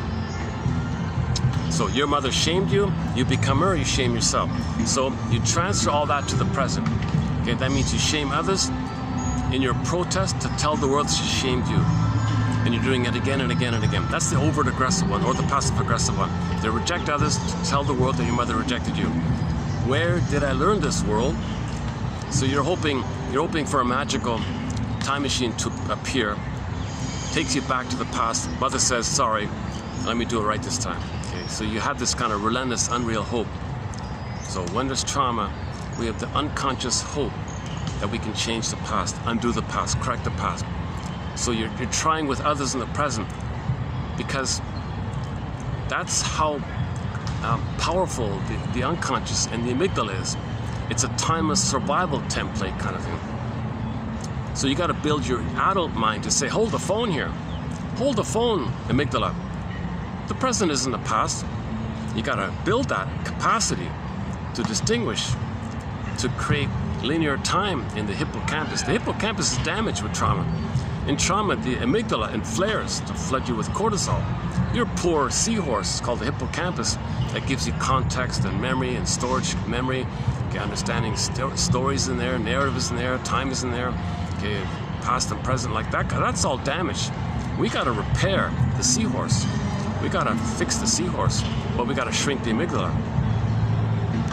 Okay, for more on the amygdala, another mission, should you choose to accept it, is to look up the comedy film Bob and His Enlarged Amygdala on YouTube. It's an indie home film called that.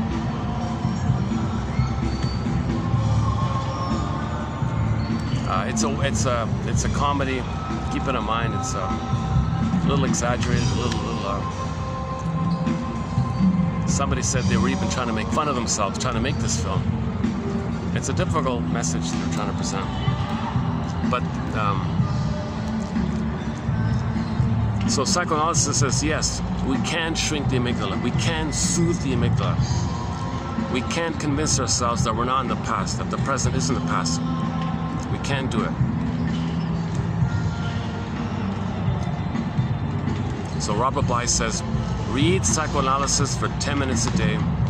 Forgive it for its jargon. Please, please, just forgive it for its jargon, he says, and just 10 minutes a day. I'm adding the clarifying point. If you read 10 quotes, maybe one will be of help. Use it as a springboard to free associate. And if you make more into conscious, now you're more reuniting with yourself, you're connecting with yourself, healing and wholeness. You want to assimilate and accept what you repressed. You want to own and reclaim what belonged to you. That's the miners of the dwarves being miners, mining up gold. Okay, fisher, you go bring up the fish, throw up the fish, catch the fish, eat the fish, assimilate, accept. Rapunzel, rampion, radishes, pull up the radishes, eat the psychological food. You want to reclaim and own what was previously repressed about you, what you denied about yourself, what you had to exile. You want to reclaim, you want to re-own, kind of thing. So free association is kind of like that. You're kind of like being the duck. You're swimming in the water, you can fly in the air and walk on the land, accept it on the land.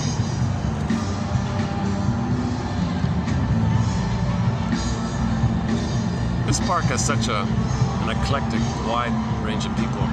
My goodness.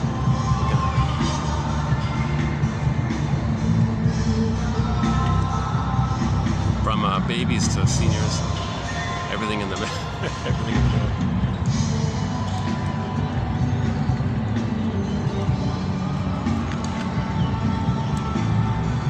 Okay, where are we here?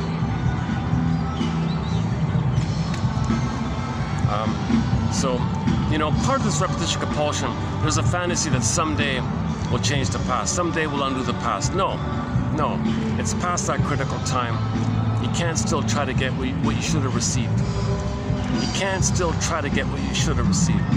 All you can do is identify that you didn't receive what you should have received, and that's called the mourning process, the working through process, the suffering through process. And ideally, you feel safe with somebody to be able to go through that kind of condition where you can accept your feelings back. You want to get your feelings back. You no longer want to feel like the velveteen rabbit. You want to feel like a real rabbit, real and alive.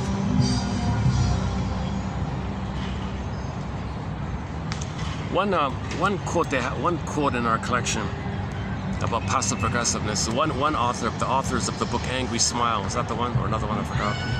They kind of use the idea of the old children's ancient African Anansi, the spider Anansi, variation is the bear rabbit from Africa, the trickster character. So they show the image of one day the bear rabbit, the trickster rabbit. These are little teaching metaphor parables, right? So the rabbit's walking along the dirt road and sees this quote-unquote tar baby. It's just some like branch or something in tar. It's not real or anything, right? But the rabbit doesn't realize that and says hello to the tar baby. And no response. He's being given the cold shoulder, the silent treatment. Typical passive-aggressive thing. Why are you so aggressive? Why are you withholding? Come on. We're meeting each other on the road here. Nice sunny day. I'm just saying hello to you. Why are you so silent? Makes him angry. The rabbit gets angry. Come on. It's not reasonable. Let's be civil here. Say hello. I'm saying hello. This kind of thing. It goes on for a while like that. Finally, the rabbit gets angry. It strikes the bear rabbit. But the rabbit's paw is stuck in the tar, the sticky,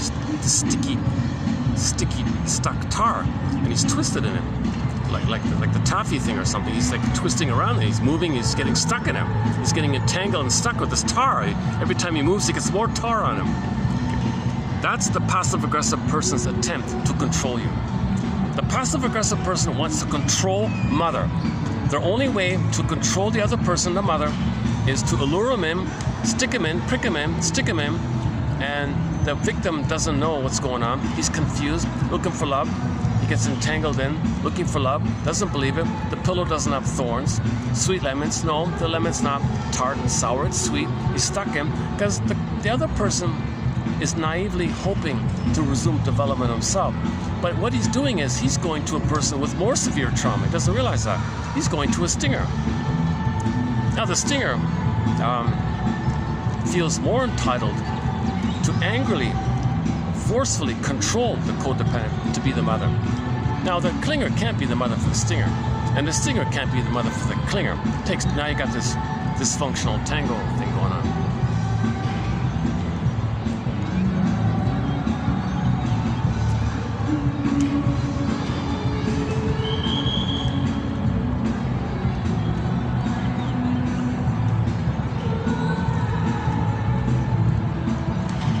I see somebody surviving. I will survive.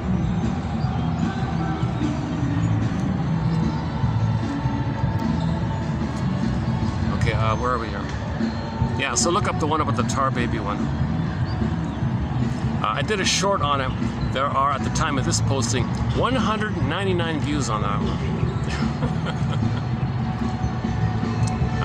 It's entitled The Tar Baby Fable. Starts off like that, yeah.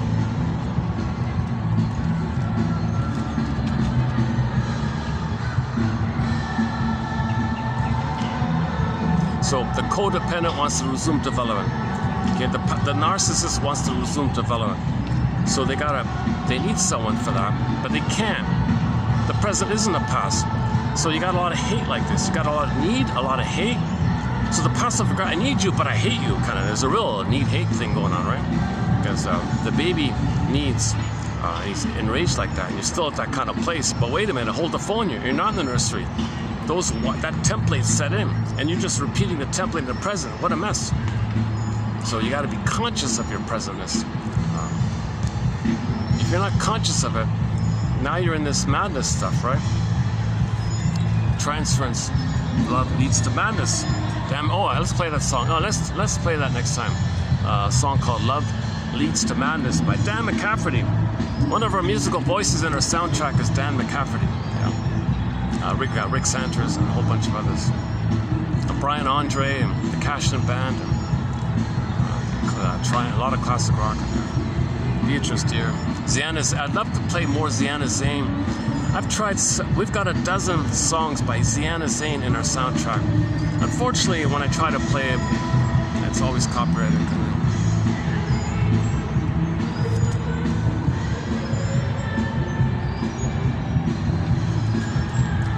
he says in more broader terms, like just in more broader terms about the triangle, is that you may have a feeling in the present. So another version of the triangle, you may have some kind of thought and feeling in the present. It may be related to some unconscious need in your defense, and you're not aware like that. Okay, let's not worry about that one.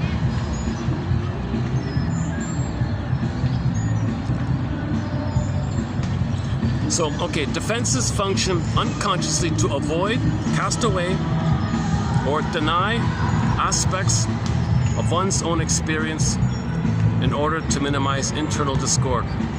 Before I forget, yeah, that reminded me, that cast away phrase reminded me. I just saw another, last night I just saw another Twilight Zone episode. It's not bad, it's not bad.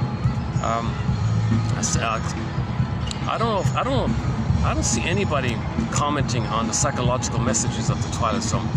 Rod Serling had a very active analytic mind, and I've discussed over a dozen episodes. So here's a new one. This is my first run through with it. I'll watch it again, update it. So it's called The Hunt. It's called the guy with his dog would like to hunt raccoons. This is in the old ancient times or whatever. I mean in the 1800s or something. Is that right?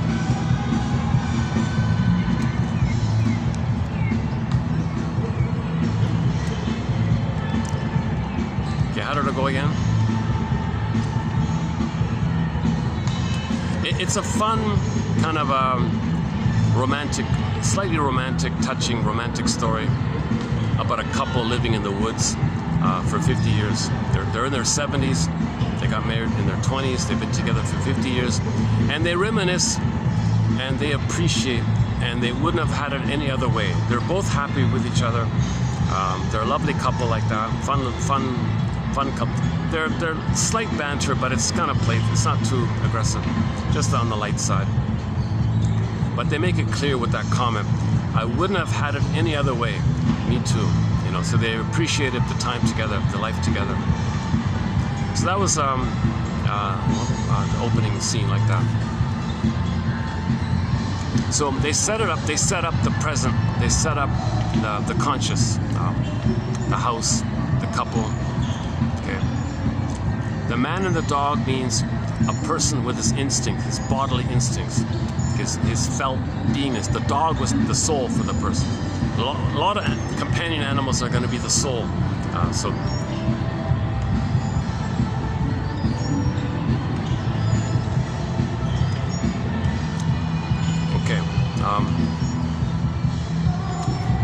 So the imagery is, he says to the wife, oh, I'm going to go out with the dog and hunt a raccoon or something.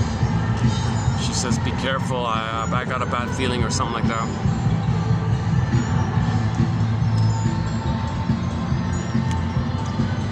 So the old man and the dog go to the woods and chase raccoons and all this.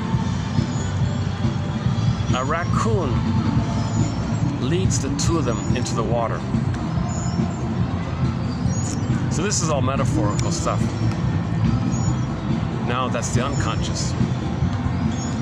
That means when a person faces the unconscious.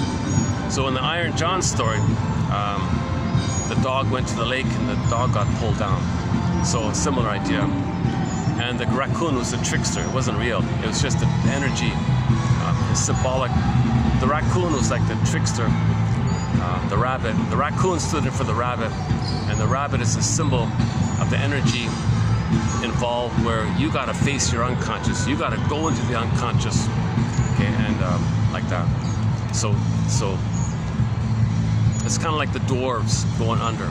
So the guy and the dog went into this other world, right, through the pond or whatever.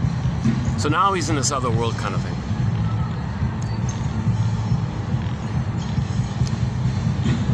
And that's okay, one part of it, the idea that when you go into the unconscious, when you go into the other world, and you see that your old world is gone, and now you want to face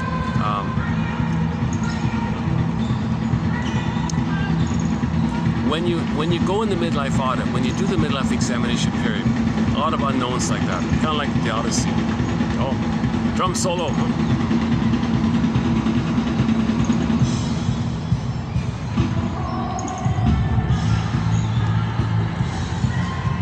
Oh, that's definitely a cover band. Yeah, okay.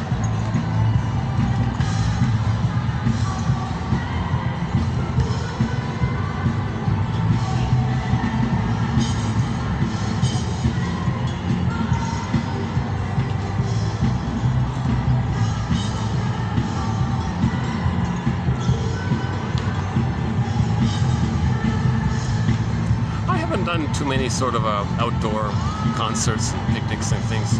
This makes me feel like what it might have been like watching a concert outdoors. You know, in Toronto in the older times, there was a thing called the Forum outdoors at Ontario Place.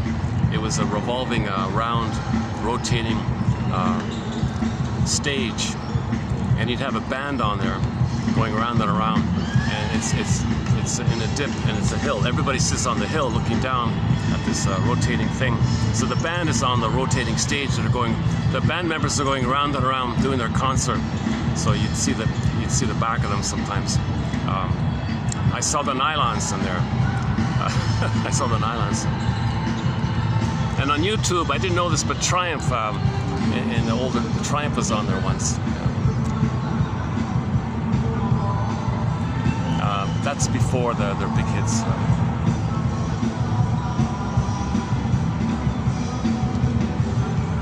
But that was nice. I remember sitting on the hill. It was a nice summer night kind of thing, and the Nylons were on stage.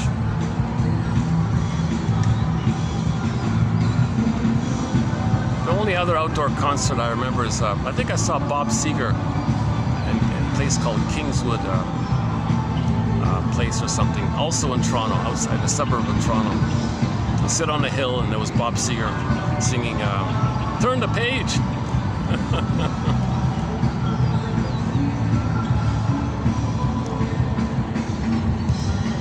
on a long and lonesome highway east of Omaha.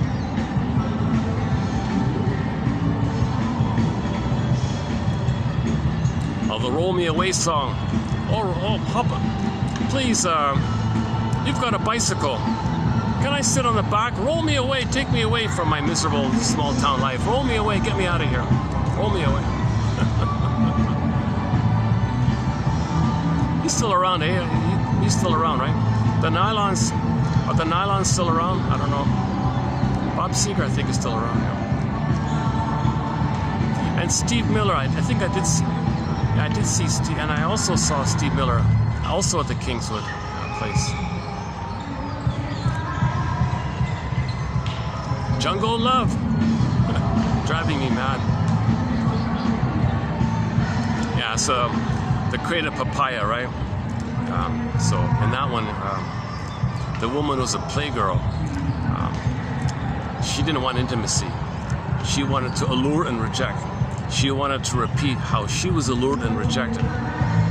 So that's that. In the current, she was the aggressor. She would allure fellows and reject them. The fellow tried to win her back by leaving her a crate of papaya at the door, a sweet gift. Come on, keep it. She rejected him. Give me another one. So the crate of papaya piled up or something like that. She was a playgirl like that. Song called Jungle Love, right? Survival. Jungle means survival. Babies think it's a jungle when they're being abused by the mother. From the baby's perspective, it's a jungle.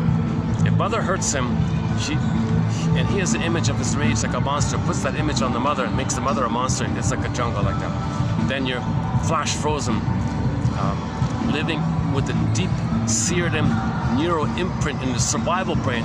So if in your current, you think in jungleisms all the time, my greed or your greed, oppositional thinking, adversarial thinking, jungleism thinking, if you just think in survival things all the time, that's trauma back there. That's trauma. The jungle slogans is a reflection of the jungle trauma with the baby in the nursery.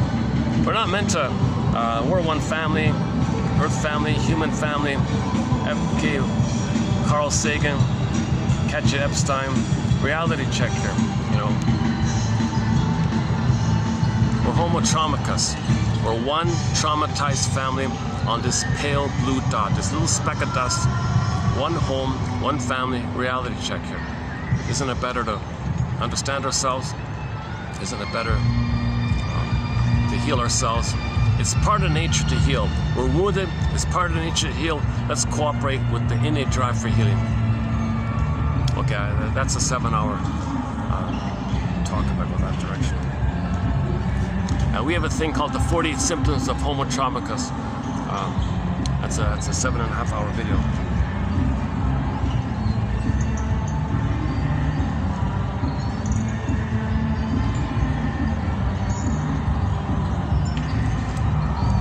This other one by him, I have a question mark about this. I'm not sure how helpful this is, but I put it down just tentatively. A preliminary interpretive approach for a client manifesting a disassociation between feeling and intellect might begin with, quote, as we talk about, you know, your trauma and all this,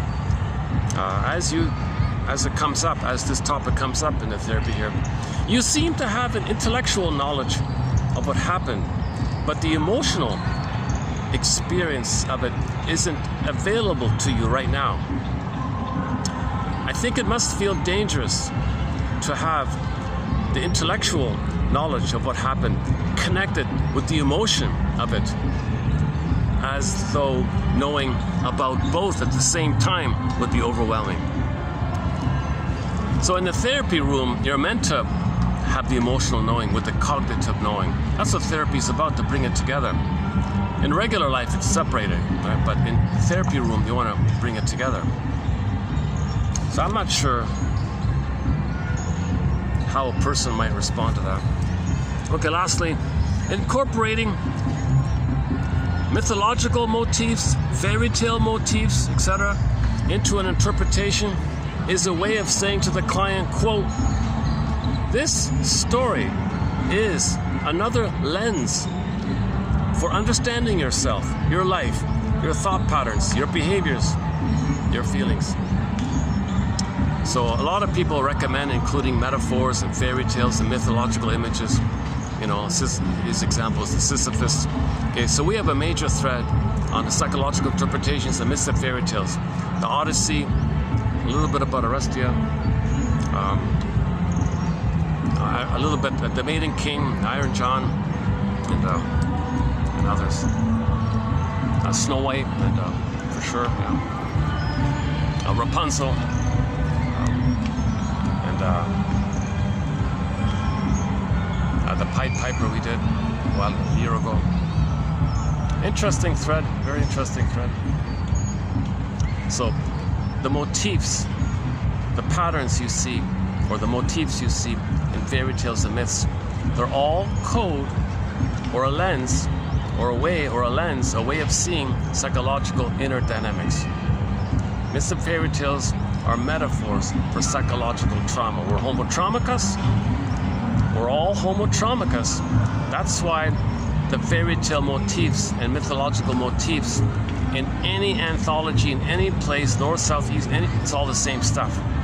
You take an anthology of myths and fairy tales from one place, another language, find another collection, another collection, another collection, gather all the collections. You can exhaust yourself. You can do a Joseph Campbell and gather and have a massive library of it all. It's all the same patterns. Oh my God. I don't like archetypes, but the famous phrase, he just means common pattern. Or he calls complex, common pattern. Template, common pattern.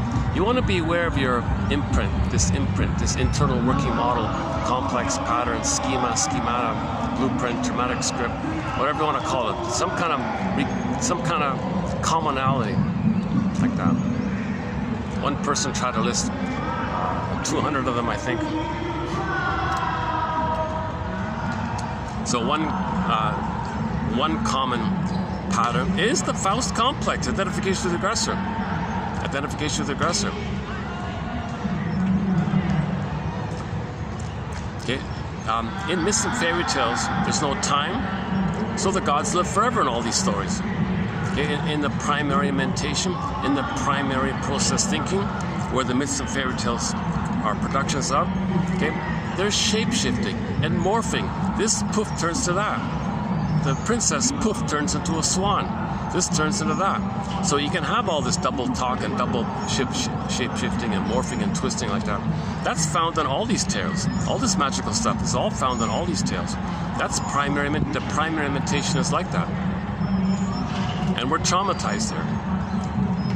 From our traumatized primary process mentation, we came out with myths and fairy tales to reflect our inner state. Myths and fairy tales are a reflection of our inner state, our internalized, our inner trauma in the psyche, in the mind, inside.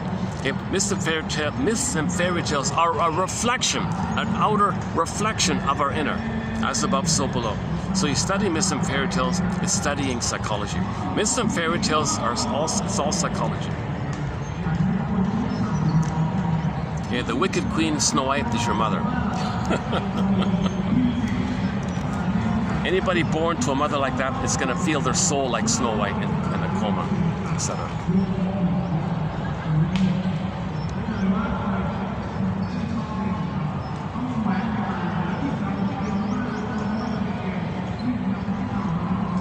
Okay, another little thing he says is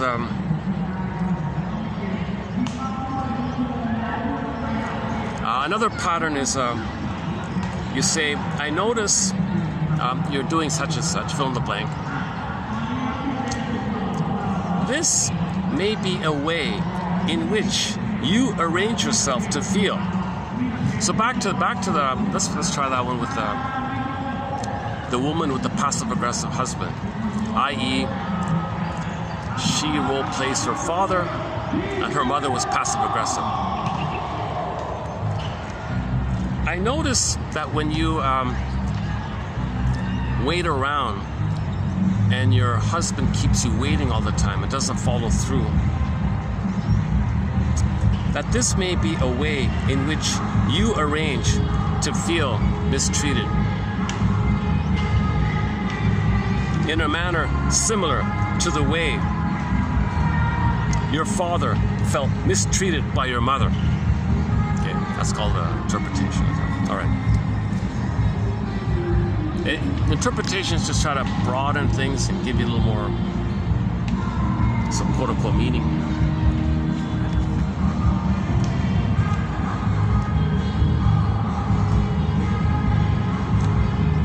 Yeah, okay, one person thinks interpretations. One person believes if the interpretation kind of sounds like a poem, and you like the poem, that's an interpretation.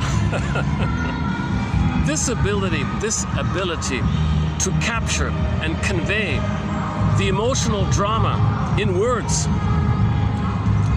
to speak as both participant and observer, you're experiencing it, and you're observing yourself experiencing it,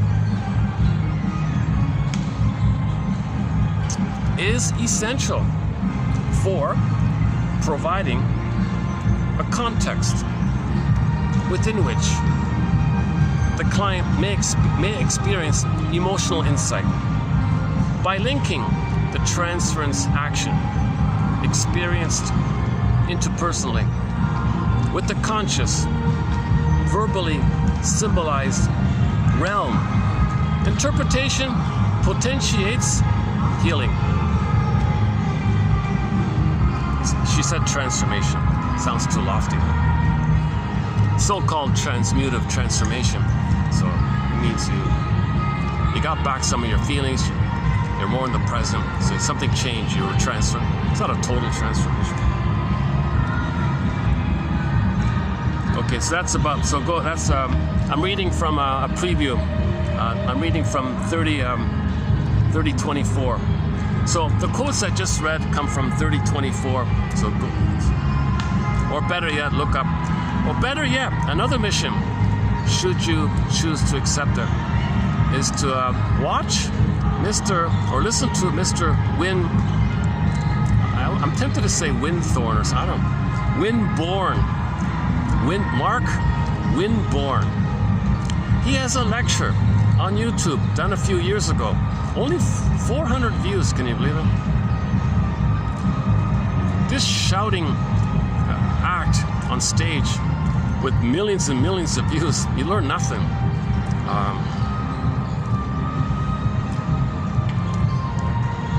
You might temporarily feel important because he acts like a god. I'm a powerful god with my booming voice. I'm gonna shout pedantic, useless things. But look at me, I look like a god. I think I'm a god. Look at me, I think like a god.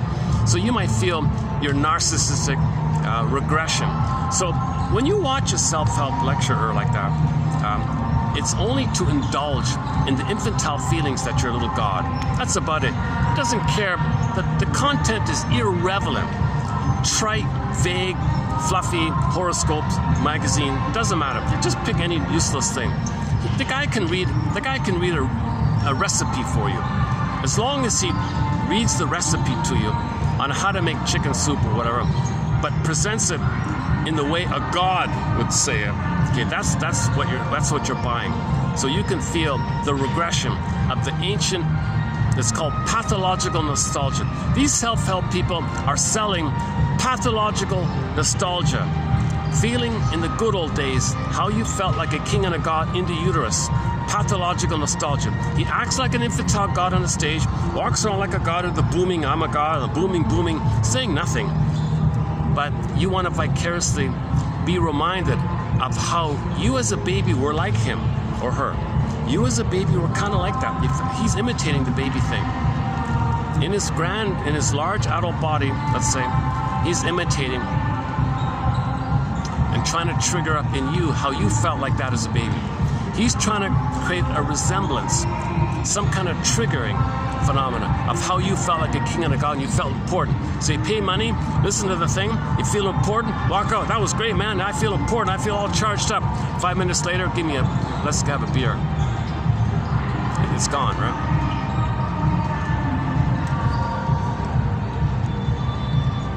You're in pain. Now you want to numb the pain. Oh, give me a beer.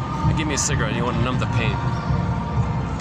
So you feel good for a minute, and within a couple of minutes, people are reaching for their painkillers, their anesthetics, whatever. You don't know it. Repetition compulsion. It felt good to feel like a god for a while. It's a form of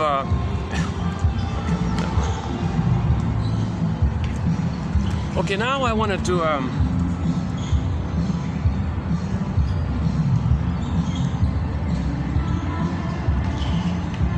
let's check the time. Oh, my battery's only at 20%. Okay,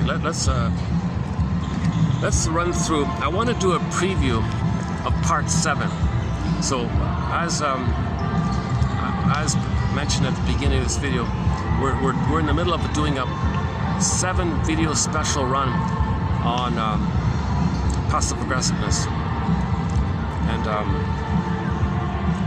maybe what I'll do is let me do a preview of part 7 and leave you to read part 3 below, because I've done the preview of part 3 already.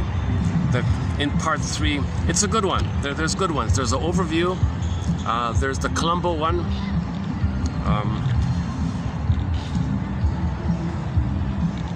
And some other descriptions of passive aggressiveness. Is the table turning one in there? Yeah, I think the table turning one is in there, if I'm not mistaken. The Columbo one is in there. And the one about what to say to yourself when you're dealing with a passive aggressive person.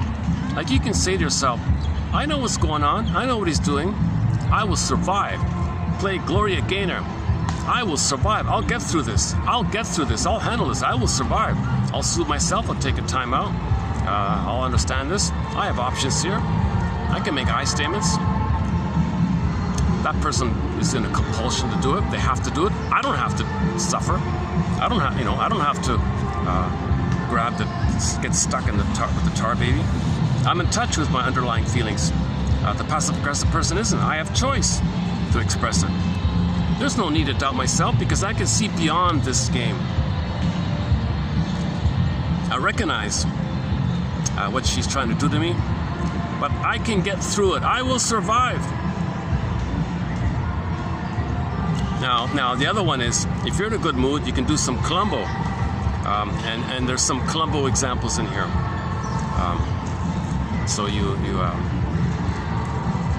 Okay, I've discussed the Columbo already, so I'll leave that then. I want to focus on this new one here. By accident, I came across another self-help book called, what's it called again? I forgot the title. I just found it this morning. It's from Argentina. It's funny because I was complaining.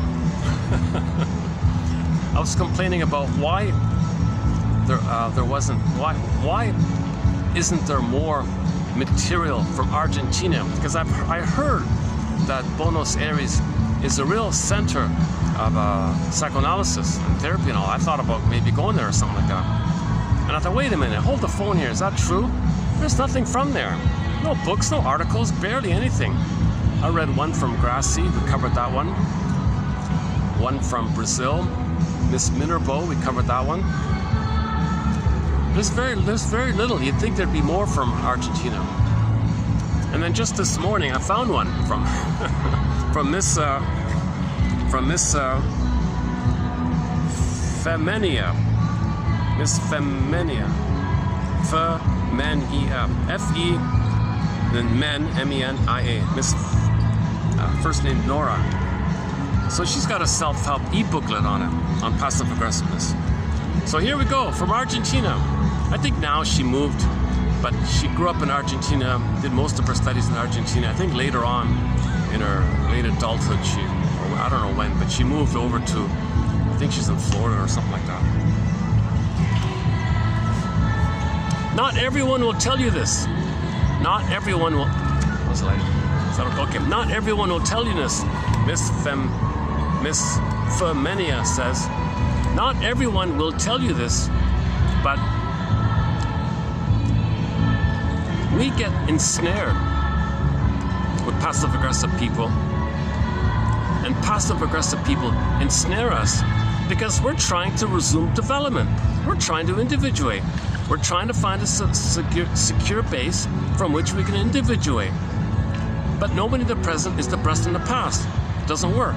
But that's the positive intention of the passive-aggressive person trying to control you, or the overt-aggressive person, the bully one trying to control you, or the codependent getting sucked in a helpful way. Well, if I help you and save you, can I develop? So that's their way, the softer way, the more benign way. The more aggressive way is, I'm going to control you so I can develop. I want to possess you and gulp you so I can develop. Well, the codependent says, well, I'll save you so then I can develop. So both want to develop. Both want to resume development. Both have arrested development. Both want to individuate. Both want to create a good mother and resume development. So I agree with her. Not many people are saying this.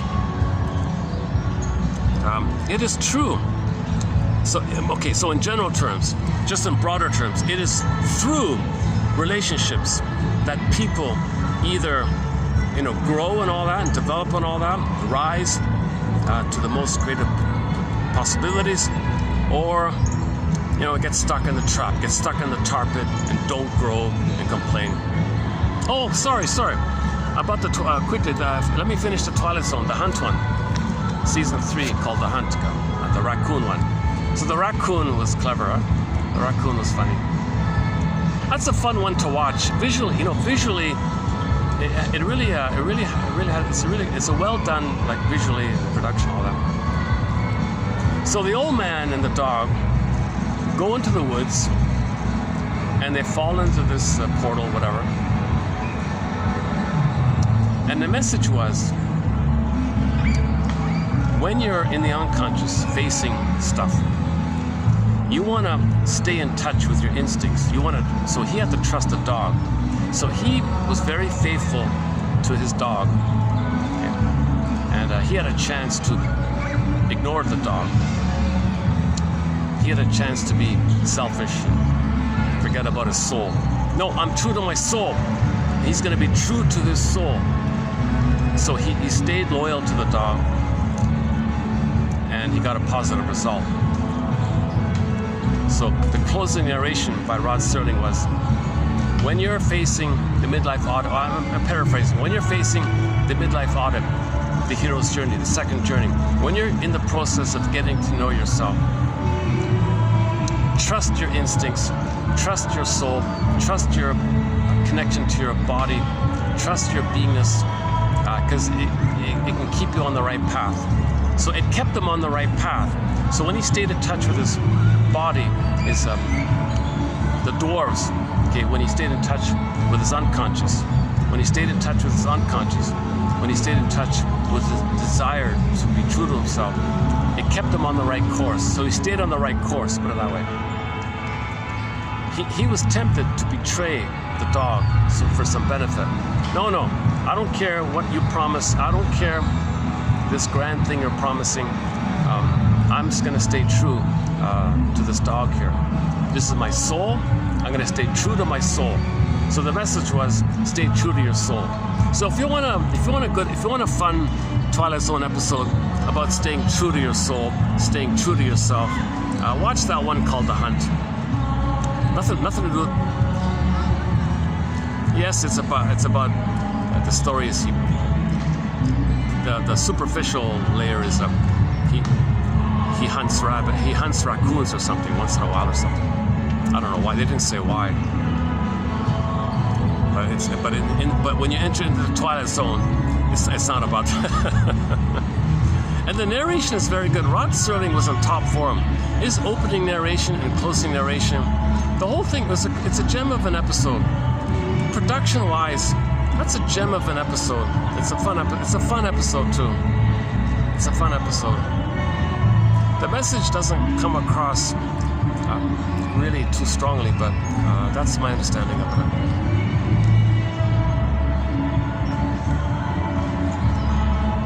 But the key one, the very important one, is 317, season 3, episode 17. The folly of staying dysfunctional to please your mother.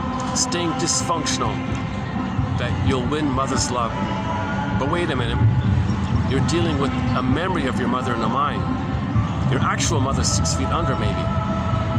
Alive or not, you're not going to get her love. Isn't it bittersweet? Okay, and then follow that one up with our third best episode. Another episode entitled One Life Furnished in Early Emotional Poverty. Listen to the closing narration of that episode. So when you watch 317, follow that up with the one called One Life Furnished in Early Emotional Poverty, especially the closing narration. That's one of the best closing narrations in the Twilight Zones right there. Okay, back to Argentina. Back to Buenos Aires.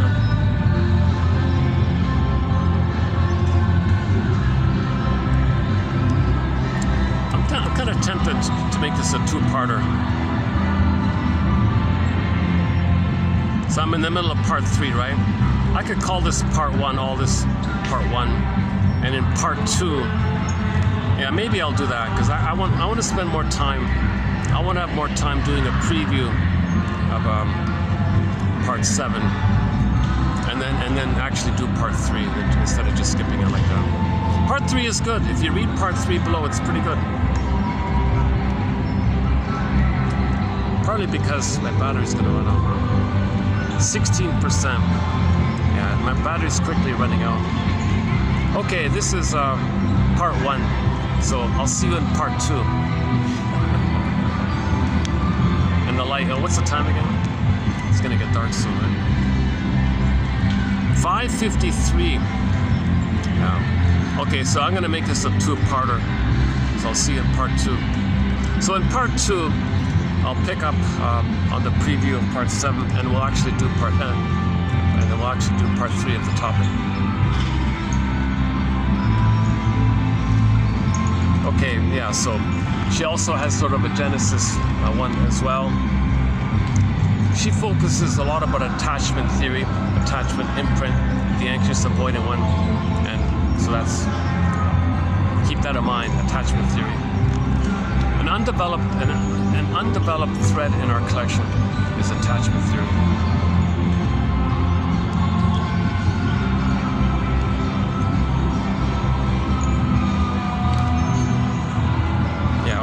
So the top 4 attachment needs. Okay, so she's got her top 4 attachment needs in her opinion. So we'll run through that. For many people, at least 2, if not all 4 of these attachment needs are going chronically unmet.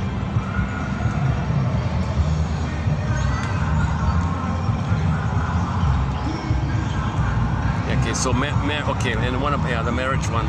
So in marriage, let's quickly do this marriage one. Marriage has been said before is the last and best opportunity to grow up. So marriage is an opportunity to grow up, to resume development, psychological healing path, spiritual journey, healing journey, Marriage can do that if the 2 are conscious. And here's the key thing. They gotta learn how to make I statements. They gotta learn how to pass the eagle feather back and forth, the talking stick back and forth.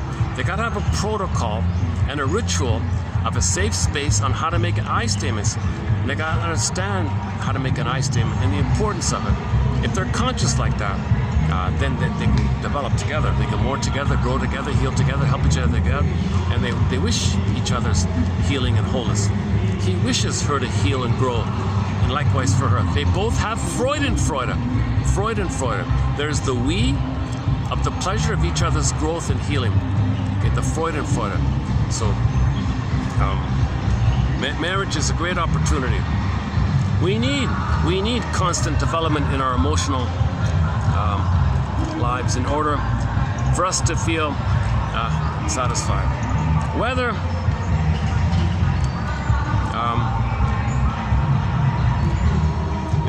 you need to devote energy to improving and cultivating the things that are important to you.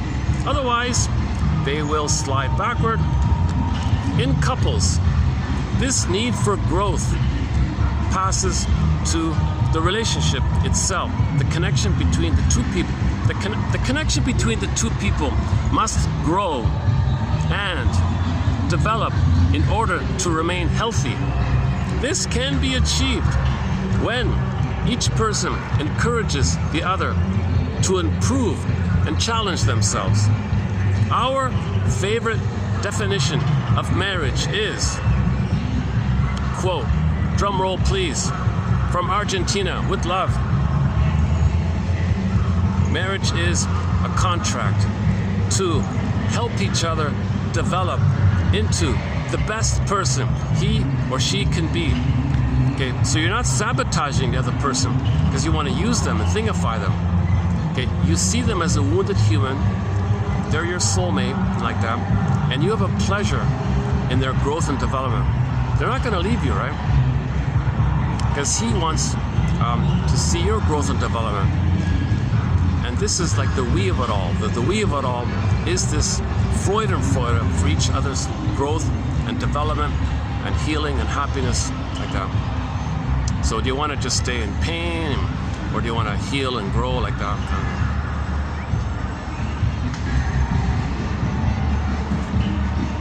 14%. I gotta close this before the battery exhausts itself. Otherwise, I lose the whole video.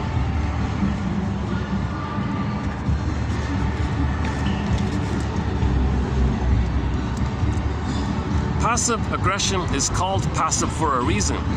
It's hard to detect. Yeah, so one author said, it's a misnomer. No, it's not passive. There's nothing passive about it. They're very aggressive. It's just sneaky. It's still aggressive. There's nothing passive about it. Well, can we find a better term for this? One person suggested sugar-coated hostility, or covert or covertly expressed. Your anger covertly expressed. This person said, she says, well, think of it as the aggression is hard to detect, so it's kind of passive, it's kind of hidden, it's passive, it's hidden, so it's covert, also known as covert anger, oblique anger, hidden anger.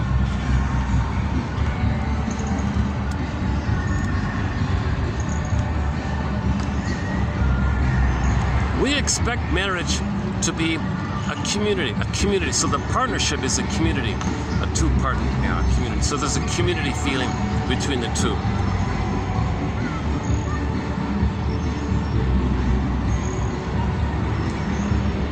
Okay, some examples of passive-aggressive behavior: the silent treatment, using silence and secrecy.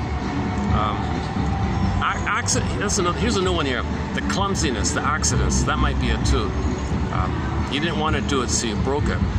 So you broke something. That's because you're unconsciously angry. You broke it. It was an accident. I didn't mean to do it, but you were unconsciously angry.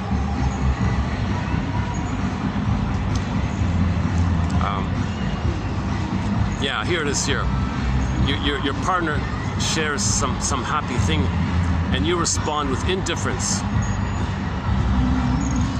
because you don't want to support their. You have Schadenfreude, not Freudefreude. Passive-aggressive people are like the wicked queen. They want you stuck in the top because they want to control you. They don't want you to be free because they need you to suck in to use. So that's why they don't celebrate your joys.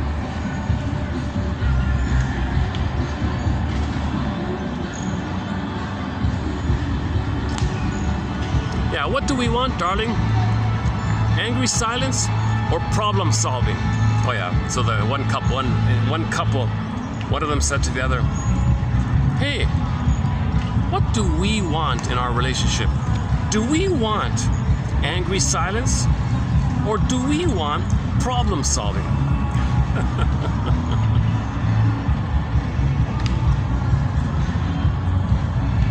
Okay, and okay, that goes on a bit, yeah. Okay, let's wind it down. Yeah, let's finish it up here. Let's pick up let's choose a song to close up with. Why don't we close up with our theme song? Our theme song to 1001 Windmills of the Mind is Katja Epstein's German cover of the song Windmills of the Mind. I think when you hear it, you'll know why. It's a great song. So I'll play the theme song. When it ends, I'll hit the close button. So I'll just say thanks very much. I'll see you in part 2 for the love of narrative medicine.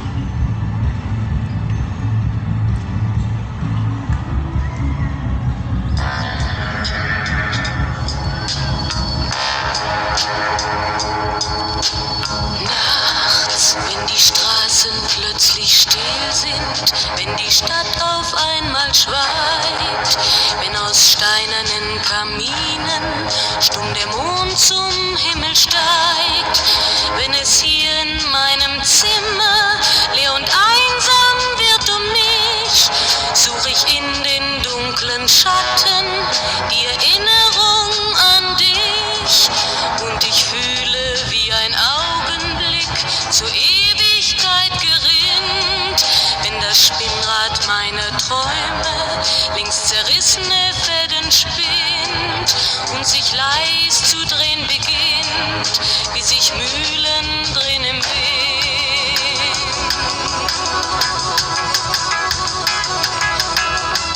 Und es kreisen die Gedanken ohne Anfang, ohne Ziel, wie die schnellen Wellenringe, wenn ein Stein ins Wasser fiel, wie ein Kreisel, den die Peitsche übers Straßenpflaster treibt, wie Spiralen, die ein Adler in den Abendhimmel schreibt. Und ich fühle, wie ein Augenblick zur Ewigkeit gerinnt, wenn das Spinnrad meiner Träume links zerrissene Fäden